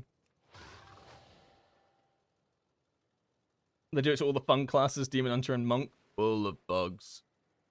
Is Demon Hunter that buggy? I'm not too familiar with Demon Hunter bugs. The only one that I'm aware of that I don't even know if it's a thing anymore, but it made me laugh all the time was it when they fell rushed in season 1 and they'd fell rush, but it would send them miles. Like, I don't know if you ever saw that bug. I don't know what the conditions of it were, but you just see a Demon Hunter stand still and then shoot across the map. It was hilarious. And like, it happened on Brood Twister all the time. You just watch these Demon Hunters shoot themselves off the side of the room. Oh my god, hilarious. It still does that. It still does it. Oh, that's a funny bug, though. You know, that's an okay bug, because it's not happening to me.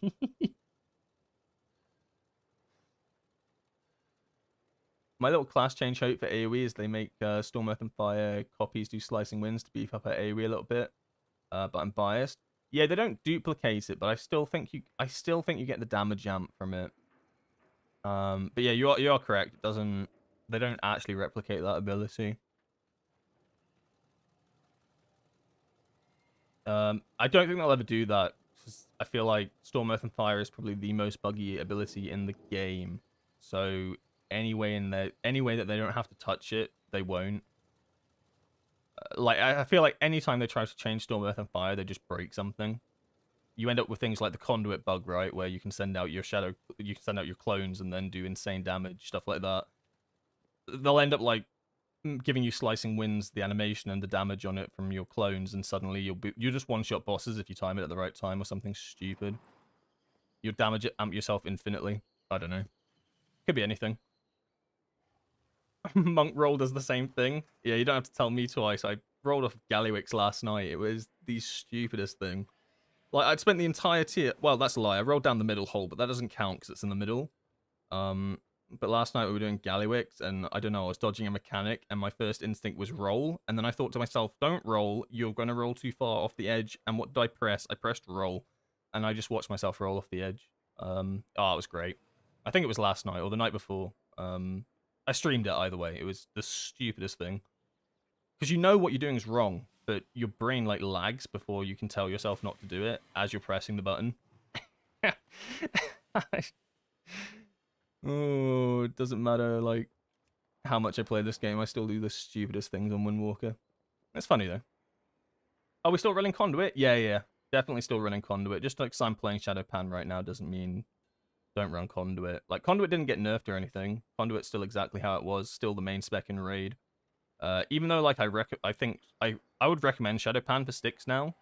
I'd say that both of them are viable. I'd still say you're probably going to do better on Conduit. I think Styx needs more practice, but I was impressed with how well it did on that boss fight. But even if I say I recommend it for that boss, it doesn't mean that I don't recommend Conduit. Does that make sense? It's like when I say I recommend like trying or playing Shadowpan in certain dungeons. It doesn't mean you can't play Conduit in that dungeon. It doesn't mean you can't play Shadowpan in a Conduit dungeon, because neither was nerfed. It's just Conduit got Shadowpen got a bit better, and they were close. They were close enough already as it was. Whenever I'm doing Galliwix Heroic, I'm the guy swap blasting all the players that don't do coils. What the hell? You can swap blast mid-pool? Isn't that the toy that swaps positions? I remember I had one of those. And, oh, you brought up a memory. We were doing Blackrock Boundary. And when it was actually in WOD, and I had a swap blaster or something, and me and my friend were doing this dungeon of raid. It'd been a long raid. And we finally got to the elevator, and I wasn't on the elevator, and I swap blasted with him, and he logged out. He, like, alter forward. I broke him. Just by swap blasting on an elevator. Oh, good times. Simpler times. Oh, just after we wipe because they don't do coils. You can punish people on Styx Bunk Junker.